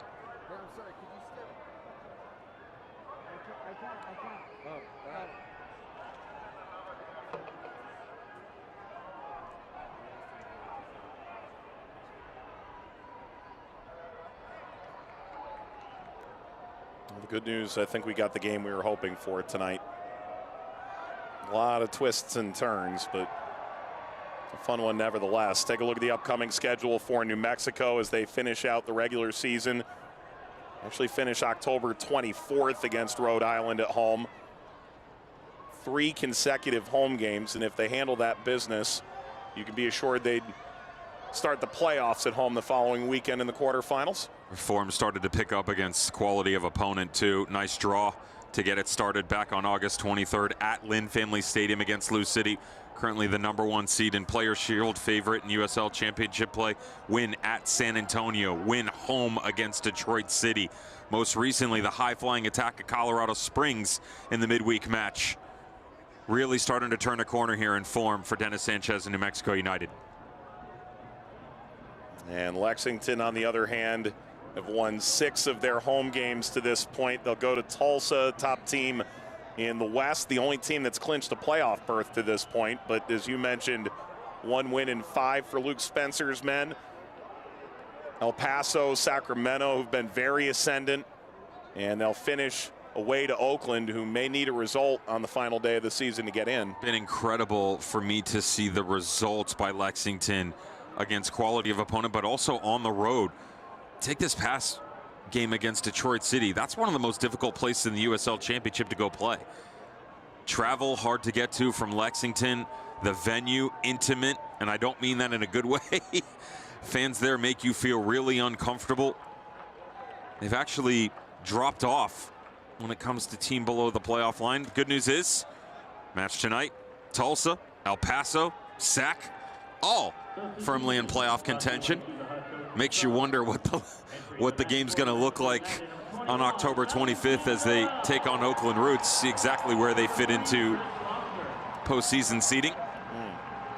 Valentin Noel, Thomas Among come in off the bench. Vargas was a planned exit. Chris Gloucester may not have been, but as you saw him motion as he came off the field, took that elbow to the head. Gloucester's night is done, and it's worth noting that with that potential head injury, it's unclear whether or not a different colored card got handed over to the ref. That could be deemed a head injury substitution that would open another sub in another window. Remains to be seen. Akale offers the service. Noel had just come into the game, targeted, cleared up away from the end line, and the slide into Lindsay. It'll be a corner for New Mexico, trying to wrest back control of this game.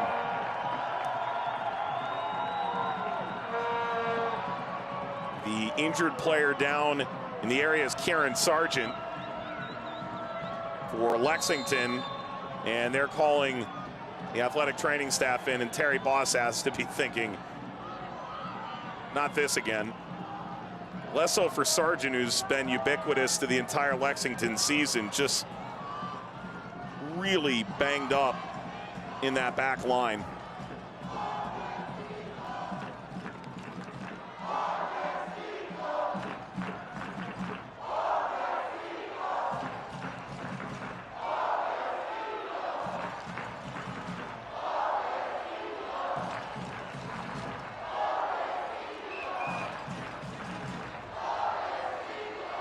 It's about 13,500, and they all seem to be on the same page right now. We spoke with Dennis in the lead up to this game, the new manager. He said the more I understood the project, the ambition, but he stopped and he said the people. This was too good an opportunity to pass up. He called it a club with a higher purpose. Sort of that low wall over in the corner behind the goal. It's not hard to hear the New Mexico faithful voice their opinions at any given time. Good to see Zenge get back into the team. It's his 12th appearance, his 5th off the bench this year. Former first-round pick of Columbus out of the University of Dayton.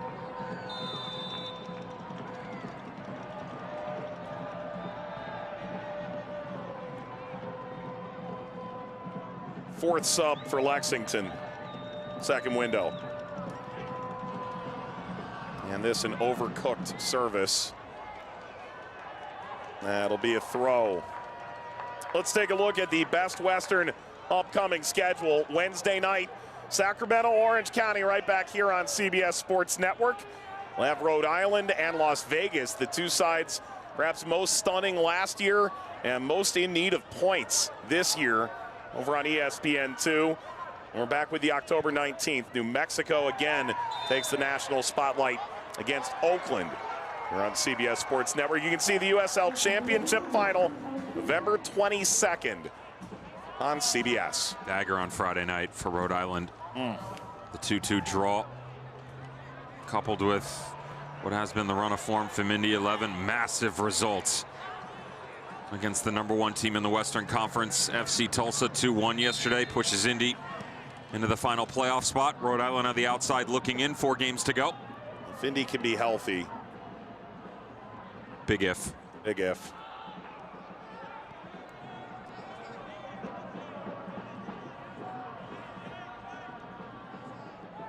A problem for whatever team finishes 8th is who finished first.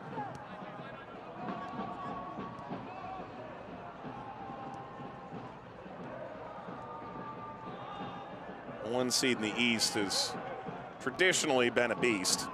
The 1 seed in the West, historically, it's about a 500 proposition in the first round for whatever reason. Akale able to spin Hafferty, who commits the foul.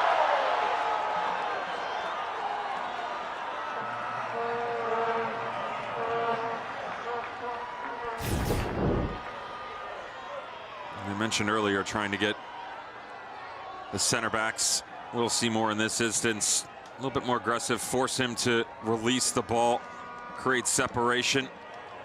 Do really well with that.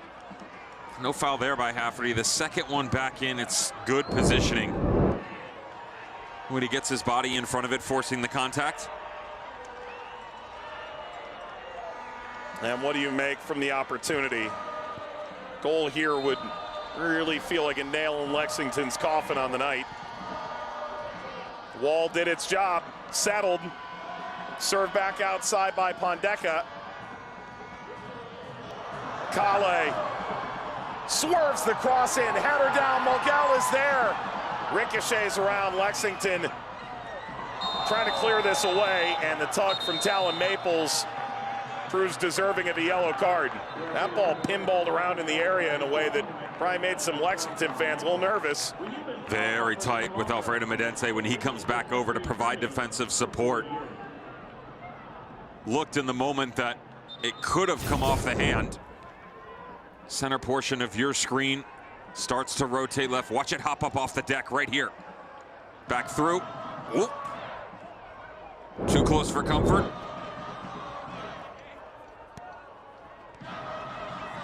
Maples, what has proven now to become the potential game-winning goal in the 10th minute from the penalty spot, gains the yellow card.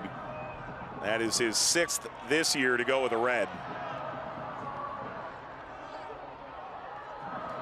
New Mexico trying to put this thing away, and with it, they'd pull 5 points clear of Lexington. We're tied for 4th with San Antonio on points entering the evening. Archimed calling for it. Up from Blessing. Medense. And now room to run. Green came on as a substitute following the red card to Daniel Wu.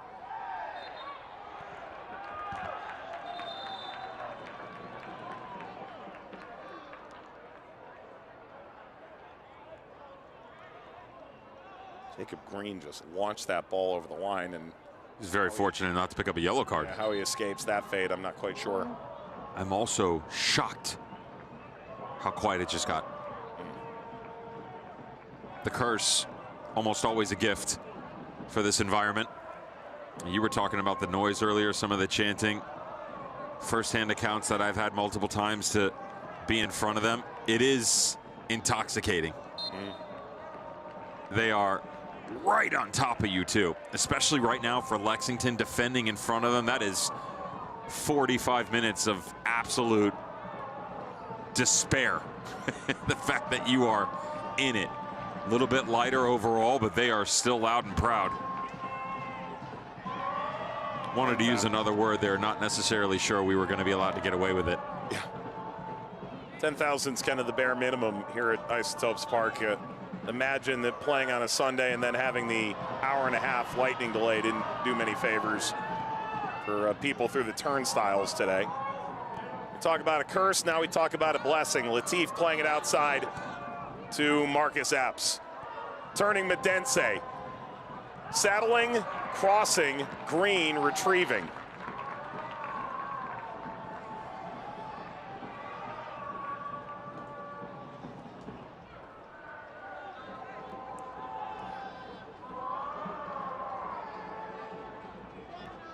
Zenge.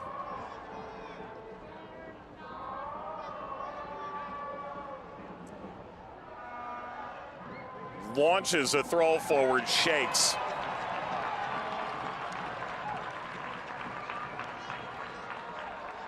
Leaping up over Ajago.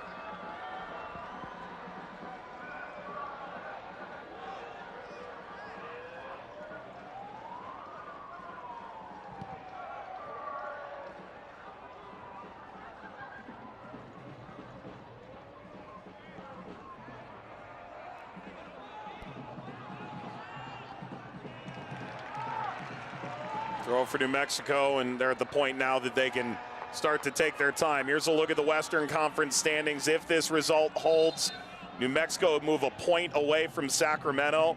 Tulsa might be a bridge too far, but if you finish second, 2 potential home playoff games in your future, and if Tulsa get knocked out, could have a path all the way to the final on home ground. Reminder, the biggest difference with those numbers that you see in front of you is the fact that Sacramento Republic have a game in hand on everybody around them. So virtually sure it's 6 points, but if you win that game in hand, just 1 separating those top 2 spots.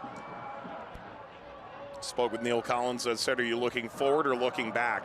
And of course he goes, we want to finish as high as we can, but similarly, the Sacramento head coach chided, there's a lot of coaches who will be sitting on their couches watching on Saturday, willing to trade places with the congestion they have with the trophy game on Saturday night.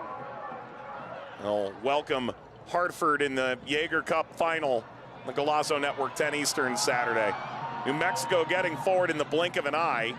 Green stymied the run. Miguel back outside. Turned down the overlap, now plays the service. Skews into the air. Stop play and go back to an injured player back behind the play. And Archimed has questions.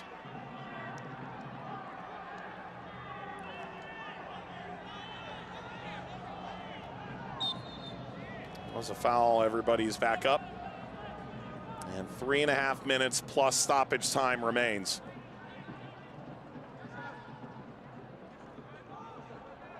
Kept alive by Blessing through a Jago. Latif Blessing.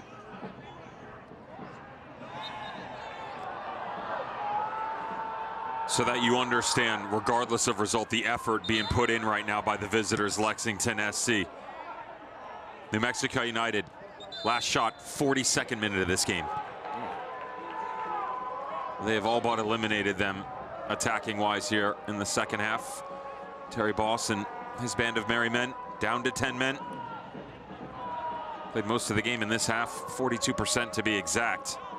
Constricted the field, but a lot of last-minute defending and good goalkeeping by Chris Shakes to keep him out. Blessing across the face of goal. Green on the backside.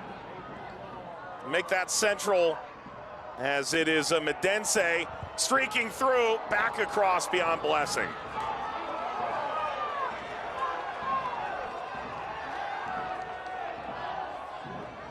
Couple chances here for Lexington to equalize.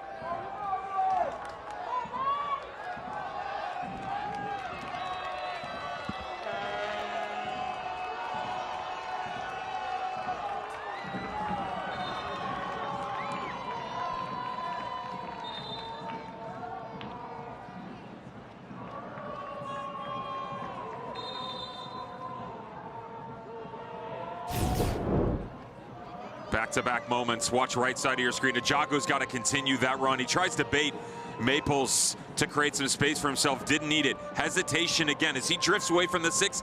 Crash right now. Continue that run forward. Got to establish inside position. Drop down underneath. Great job defending from Will Seymour to not allow that to happen. Referee stopped play. Continuing to tell the players to hold.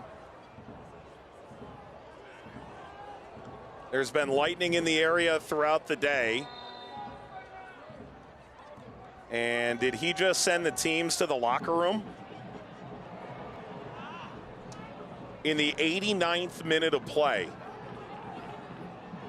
players are headed off the field here at Isotopes Park. Not to make light of the situation, but they could finish this game before any storm reaches this park. But rules are rules. It is a 6-mile radius in which any lightning strike would cause a stoppage of play.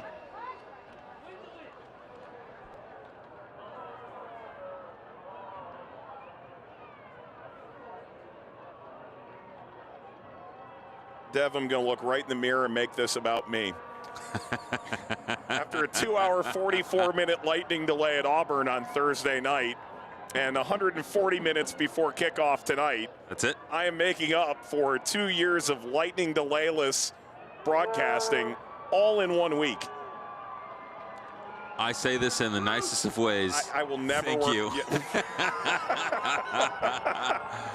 Oh, it is certainly an unpopular decision with the fans and with all players that are currently remaining on the pitch.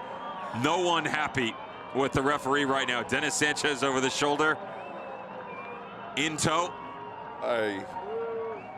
I cannot believe it. Please stand by for any updates we will have for you as soon as we get information. Once again, fans, please stand by for any updates. Cue the bubbles and the flags and then get into the concourse, folks. Let's look at the goals here tonight when we were playing. Quick start, played vertical for New Mexico United. The ball down into the corner. Immediately on the cutback across. Marlon Vargas in the 7th minute. Right back at it, though. Actually started on the left side. This time on the right. Greg Hurst playing up high. Another cutback. Taken down. Center back up. Center back in. New Mexico United 2-0 after 10 minutes of play. Lexington started to establish some dominance in the midfield. They became aggressive up high as they conceded space. Transitional defending came into play. Daniel Rue red carded in the 38th minute. Response immediately in the second half after the subs in the 60th. Just 2 minutes later, Marcus Epps got them to 2-1, which is where we currently stand with those precious moments remaining, heading into another weather delay.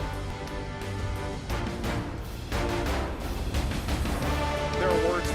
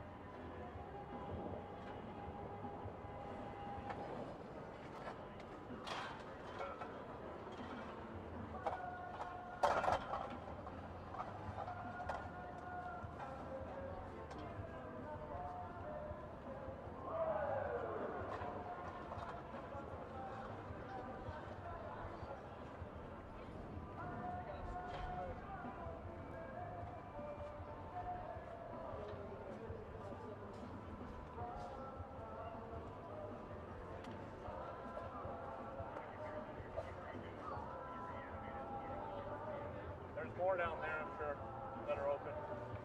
We need more down in that corner, probably.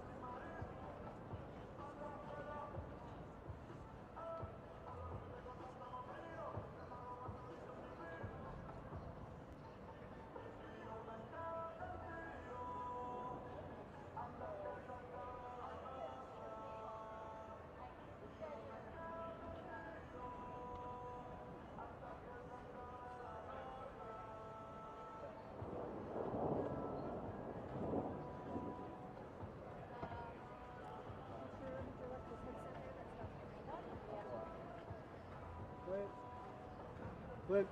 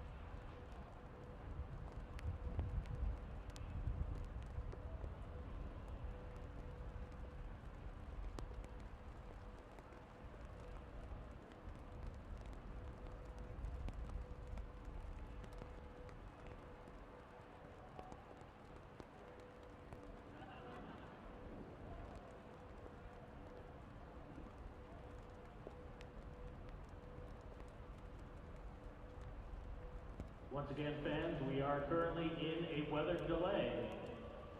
We are hoping to restart the game as soon as we possibly can. Once again, fans, we are currently in a weather delay.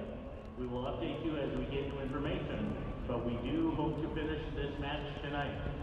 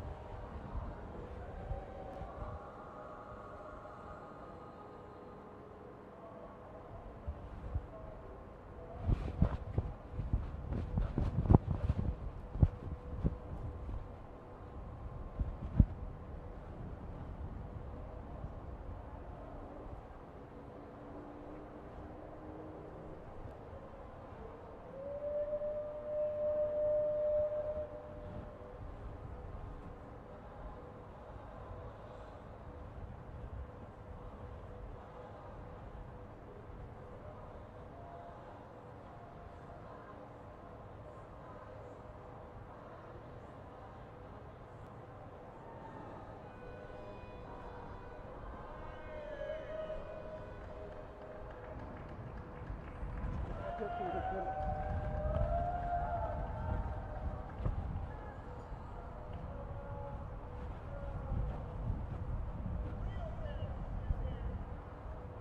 you, guys.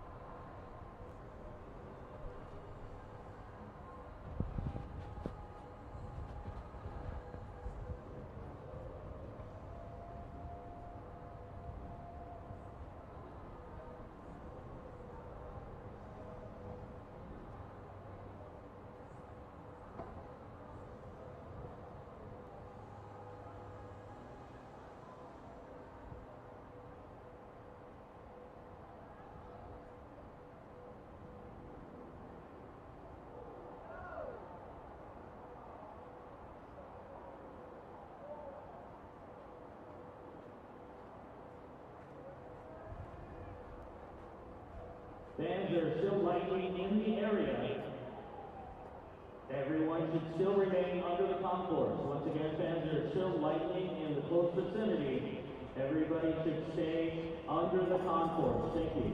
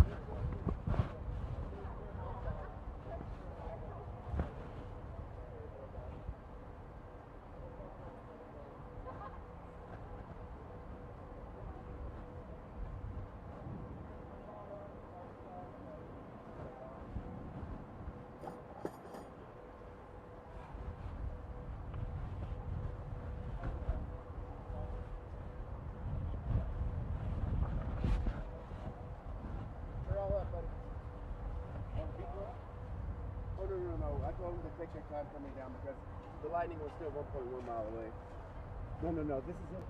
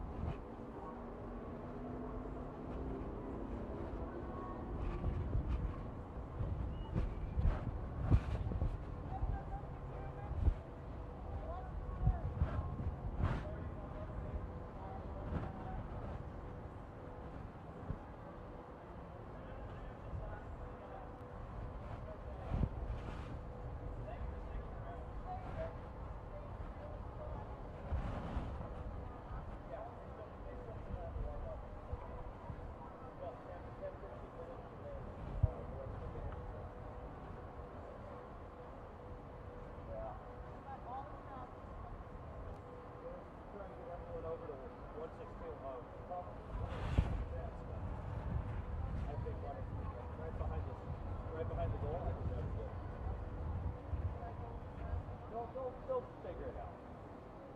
But I would, yeah. I'd rather restart. All right, well, whatever you think. I'm not gonna tell supporters what to do. I'll tell them I'll give them a beer. That'll get them. You're gonna be broke by the end of the night.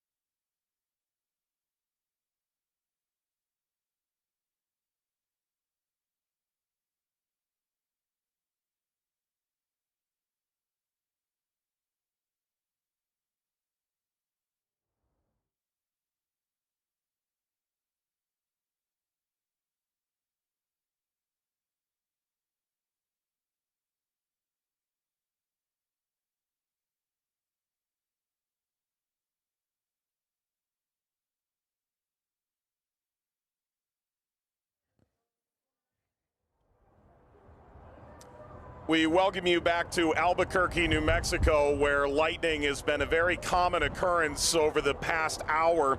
These were the scenes at 9:35 p.m. Eastern Time when the match was suspended. The game clock at the time was at 89:28. There's a 100-minute lightning delay before kickoff tonight. You could see the players and coaches chatting with the officials, but lightning within a 6-mile radius of Isotopes Park here in Albuquerque brought the game to a halt. It was Marlon Vargas scoring 7 minutes in. Talon Maples doubled the money for New Mexico in the 10th minute from the penalty spot. Daniel Wu was sent off in the 38th minute, but Lexington looked outstanding in the time that elapsed afterwards. Marcus Epps scored in the 64th minute, 2-1. Now, why does this game mean quite so much? This is what it would look like in the Western Conference if this result held. They were only 2 points apart coming into the evening. New Mexico would stretch that out to 5 with just 4 games left on the schedule. In the regular season, they'd move within a point of Sacramento, who would retain a game in hand, and Lexington would continue to battle alongside San Antonio for a top 4 position. We remain in an indefinite delay in Albuquerque at present, and New Mexico leads 2-1. We can tell you that the teams do hope to finish this game tonight. Updates as we get them. We return you to alternate programming. Here is the World Poker Tour.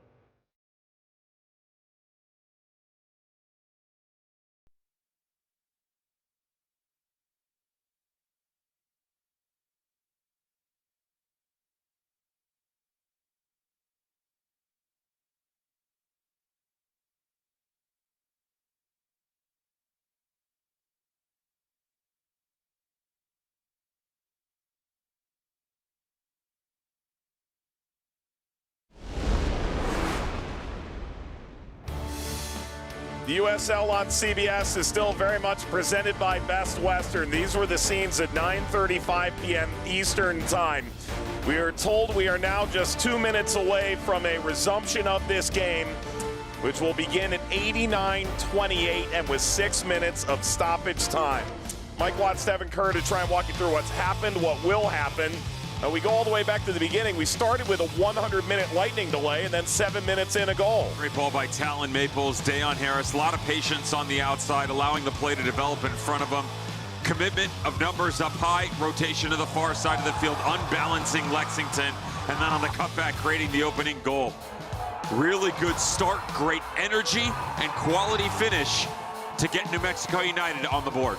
And so New Mexico United goes ahead, and 3 minutes later, they would double their lead in the 10th, a penalty. Nearly a mirror image on the opposite side of the field. This time they work a little bit more horizontally across the field. As they do, Greg Hurst recognizes the space in the pocket, drops underneath, draws the contact in. Talon Maples, the distributor on the first goal in the transitional moment, into the bottom corner. And what is currently your game-winning goal. Other things would take place, though, in order to get to that point. 38th minute went from bad to worse. 2-0, now down to 10 men. Referee issues a straight red. Controversial for sure. And Daniel Wu, who had actually had a solid start to the match, sent packing. Then in the 64th minute, Marcus Epps turning it on its head a bit for Lexington. Loved Lexington's performance in the second half, to be fair. The change that started with Jacob Green. When Firmino came off, Benense did a good job of, providing that pressure down underneath, but everything came down to Marcus Epps in the one-on-one moment. Moving side to side, creating the opportunity to go and challenge the individual defender. Chris Shakes could do nothing with the wonder stride into the upper corner.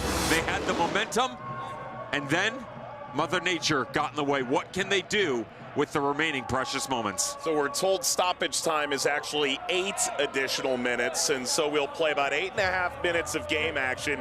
So it is 2-1 in favor of New Mexico. If they win this game, they move a point away from Sacramento for the second place in the Western Conference, although the Republic have a game in hand, but also 5 points away from Lexington in 5th place, which would see them potentially put a real moat between themselves and falling out of home playoff position for the quarterfinals. It is a throw for New Mexico at the resumption of play here in Albuquerque. A 100-minute lightning delay before kickoff. This delay, an hour 47, so 100 minutes and then 107 minutes in 2 separate delays tonight. And make it 108 minutes. We begin again 11:23 p.m. Eastern Time, 9:23 local. And we are now at 3 hours and 18 minutes of delays to play 90 minutes tonight. Important here for Lexington, try and strike quickly. Obviously not a lot of moments left within this game, but also the energy, using it to your advantage, not allowing disposition to set in defensively. Proper in nature for New Mexico United, rattle them here and push them back. It is worth noting as we commence the 8 added minutes, there was a tarp laid over a portion of the field. This is actually, as you can see in the right corner of your screen, a converted baseball field, Isotopes Park. So they covered the area of the field that is essentially sod on top of the diamond, but not the rest. So there was hellacious rain that came through for segments of that time away. The outfield, so to speak, got all that rain. The infield did not. So the surface is potentially going to be a little bit wonky in certain areas as a result.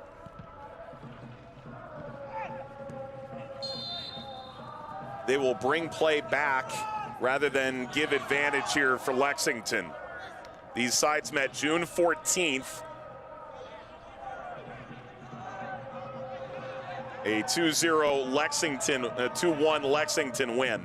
Important to notice, little tactical change coming out of the dressing room. Jacob Green has come to the near side of the field, moving Marcus Epps over to the far right, trying to get him down into the channel for service. Jago ran out of real estate, was looking for Latif Blessing in front of Chris Shakes.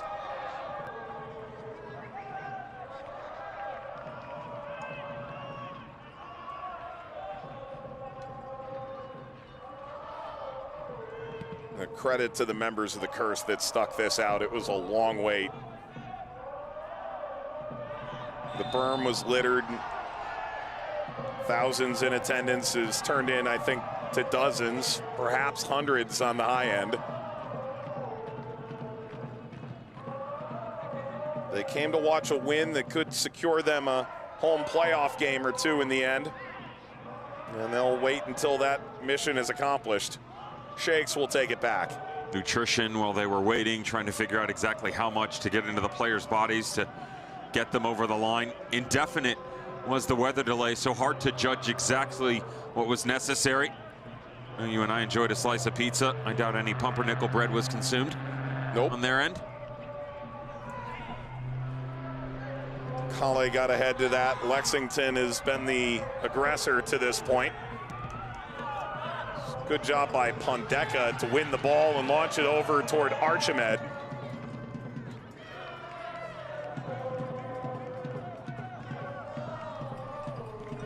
Field from Green. And Lexington will pull out with the ball.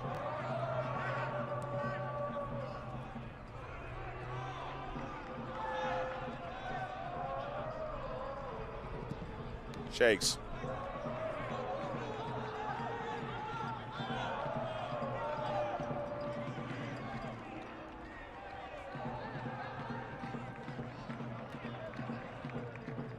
This is such an important game in the Western Conference. There was really no point discussion about moving this game or ending it early. They wanted to get it in, they have. And maybe there's a chance here for Lexington, pumping the brakes. Down goes Ajago, and there is no whistle for it.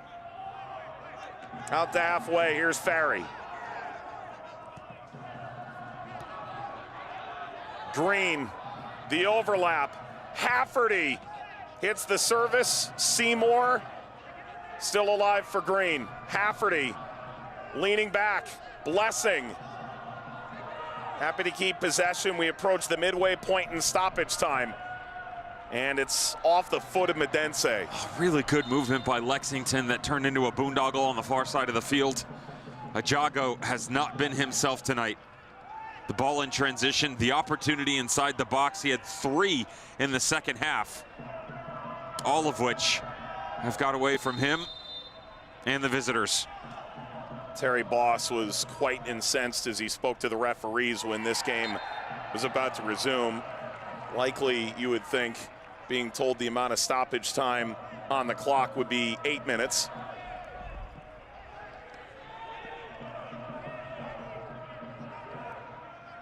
Another 3.5 of those remain. Said this before we went off air due to the delay. Regardless of the outcome, incredible second half spirited performance by Lexington, down to 10 men. Though they haven't created a ton, they have been the better team and limited New Mexico United again. Up until the delay, 0 shots. Their last shot was in the 42nd minute of this game. That, as you can see, was just minutes after Daniel Wu was sent off. And it came with New Mexico leading 2-0. Epps a goal to get back into the game in the 65th. Contact galore, free kick to New Mexico, and precious time will tick away. Foul was suffered by Archimed.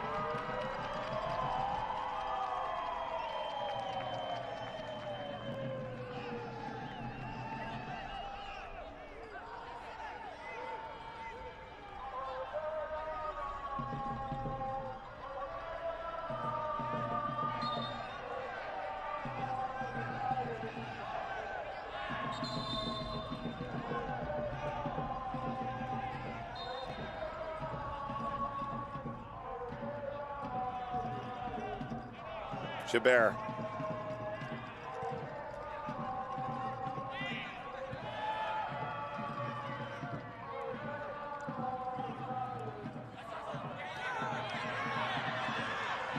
Hundred ticks to go or so.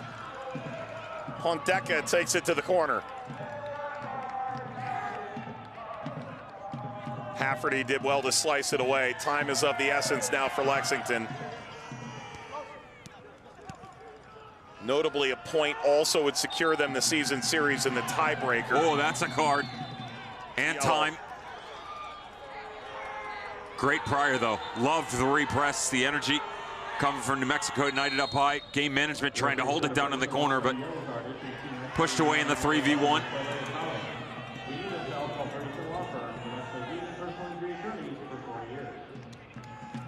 Pondecco is down back behind the play. He's gotten back up. That's why the referee had stopped to go and check.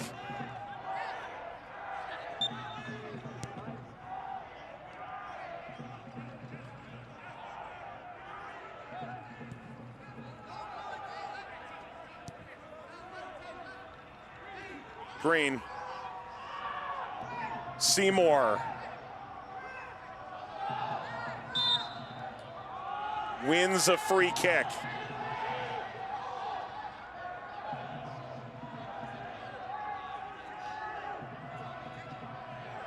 How much more time is there really?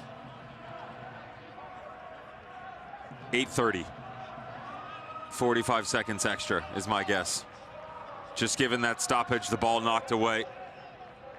The moment down on the corner, about 2 minutes in.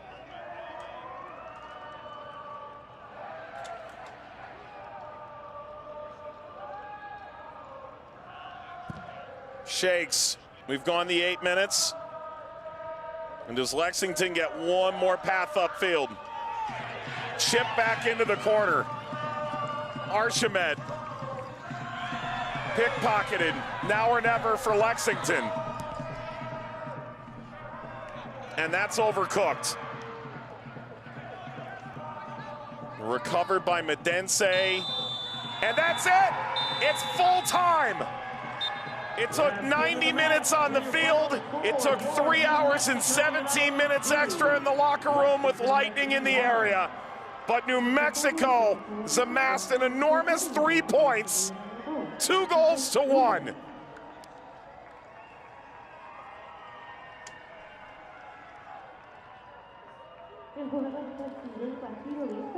Certainly the better team in the first half. Excellent start by New Mexico United. Tactically dominant, malleable within their performance, and momentum heading into the dressing room with the man advantage. They were stifled in the second half, spirited by Lexington, but chance creation never really fully matriculating into the final third for them. Struggled up high within this match, and the weather delay didn't help either. A massive result for New Mexico United that have turned their form around, vaulting themselves near to the top of the Western Conference standings. Lexington will hang in 5th. New Mexico spring closer to Sacramento, hold 3rd place. Take a look at the travel map brought to you by Best Western tonight. And all eyes on Talon Maples, who ends up scoring the winner from the spot. Second most passes by New Mexico United, second best passing accuracy, 95 of 96, clean off the back line. Half of his passes, though, and this is the most impressive to me, Mike, over the halfway line. Played his game up high, really forced Lexington to react to him. Tactically, that's what Dennis Sanchez loves, to be able to control tempo and possession. Did it from the get-go. All of which came down to him doubling the lead in the 10th minute and getting them a valuable 3 points. So New Mexico moves to 40 points, 1 off Sacramento. Lexington on 35 are as close to New Mexico as they are to falling out of the playoffs now. It's an absolute mess in the Western Conference, the tightest we've ever seen from top to bottom. And while some teams have almost assuredly booked their postseason play, New Mexico United would be in there. Statistically, it's anybody's shout. It was delayed by 100 minutes before we even began. Then an hour 47-minute lightning delay in the 90th minute. But New Mexico comes back out of the dressing room and gets the job done here tonight. Stunning goal from Epps, but ultimately Vargas and Maples score in the first 10 minutes many, many hours ago.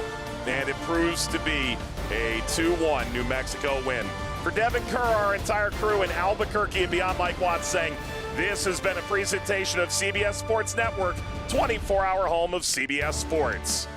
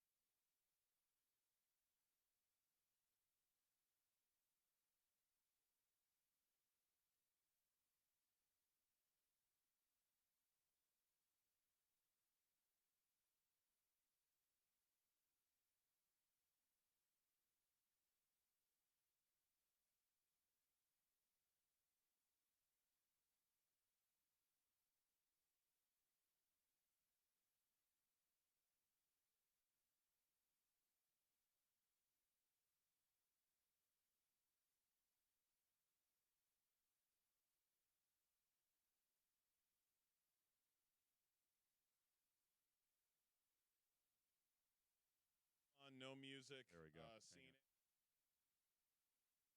The final score. There we go. There we go. I don't know that we even bother putting in. I don't think we put a final score in over that one. Pop. On camera highlights, and then some kind of rollout with the final score over it. I don't know that there's a title card on that. I don't think there is. I think it's just.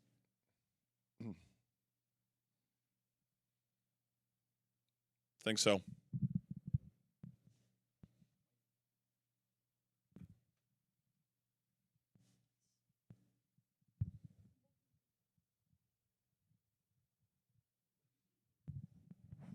right, now I'm doing it.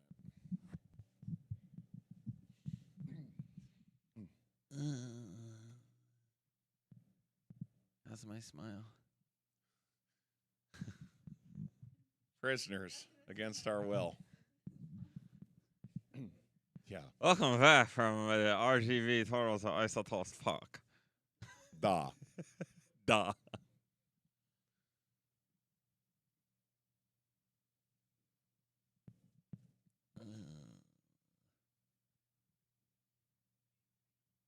Let's do it.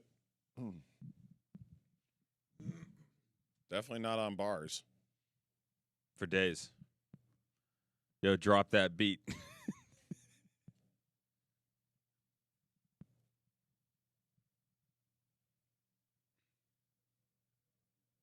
Jago was terrible.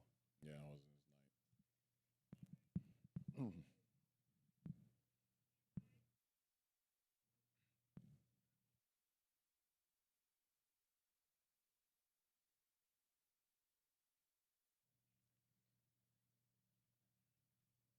In Albuquerque on Sunday night, an enormous game in the championship's Western Conference. New Mexico defeats Lexington 1-0. Back in the booth post-game, Mike Watts, Devin Kerr. This game was marred by 3 hours and 17 minutes of lightning delays. But ultimately, New Mexico gets the 3 points. And you would argue maybe Lexington was the better team on the night, despite the loss. Great start, though, from New Mexico United. They've had a tendency to start slow. Haven't really moved the ball quick enough. That wasn't the case whatsoever. Set the tempo early. Lexington really struggled on the attacking end to keep up. Let's take a look at the full-time highlights from this game, a game in which there was a goal inside 7 minutes. The first 100 minutes of lightning delays was before the game. At times, they can slow it down to a detriment, and there's uncharacteristic giveaways, just handing opportunities to their opponents. That wasn't the case tonight. Full control off the back line. Talon Maples on the early ball, slowed it down, advanced personnel up high, all of which culminated 6 separate players, Mike, inside the top of the 18 as options to choose from. On the cutback, opening goal by Vargas, off and running 3 minutes in. Skipped 3 minutes later. How about a 10th minute penalty won by Hurst? This time, Jabert coming off the back line, counterpart to Maples, worked it back to the inside, wanted activity out of Greg Hurst, recognized too many players in front of him, took advantage of the space atop the 18, took advantage of the contact, and then Talon Maples from 12 yards out. 2-0, New Mexico United. So the home team was off to a flying start, but there's irony to this 38th minute red card. One should have even happened. Second, the team that was better after. You feel bad for them because they had done so well to work themselves into it. Notice the high line, as condensed as the field was defensively, they had to transition more. It's not a red card in the situation, but we don't have any VAR in the USL Championship. They go down to 10 men, but their heads and spirits did not drop. The second half, they were the better team. The last shot New Mexico United hit on target was in the 42nd minute. They didn't have another one in the single game. There were 5 for Lexington, including this dagger from Marcus Sepp to the upper corner. Great start to the second half for Lexington, but 2-1, too little, too late for the visitors. So New Mexico moves 5 points clear of Lexington, 10 clear of the line with a month to play, while Lexington remains in 5th place. For Devin Kerr and our committed team in Albuquerque, Mike Watts saying so long for now.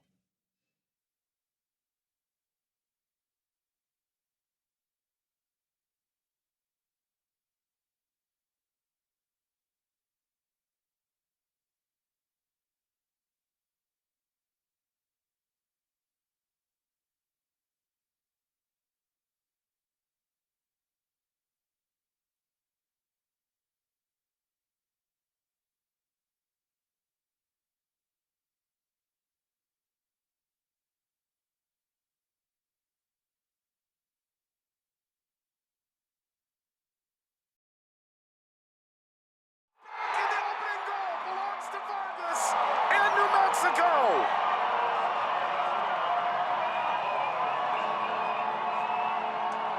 It was worth the wait for the fans in Albuquerque. It is an early lead for New Mexico.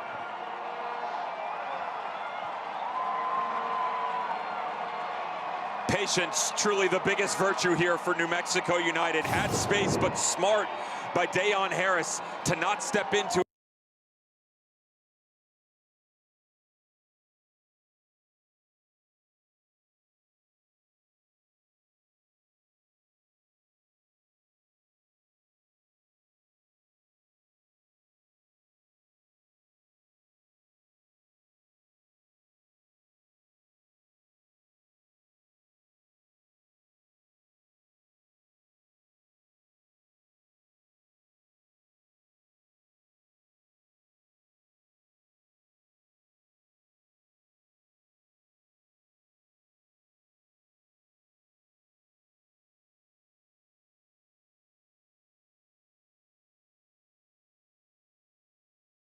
Devin, when you watch #1 seed last year, New Mexico, versus what they are now, here's certainly an element that became familiar.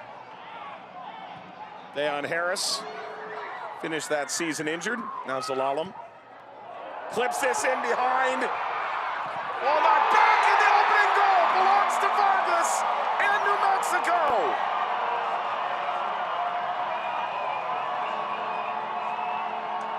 It was worth the wait for the fans in Albuquerque. It is an early lead for New Mexico.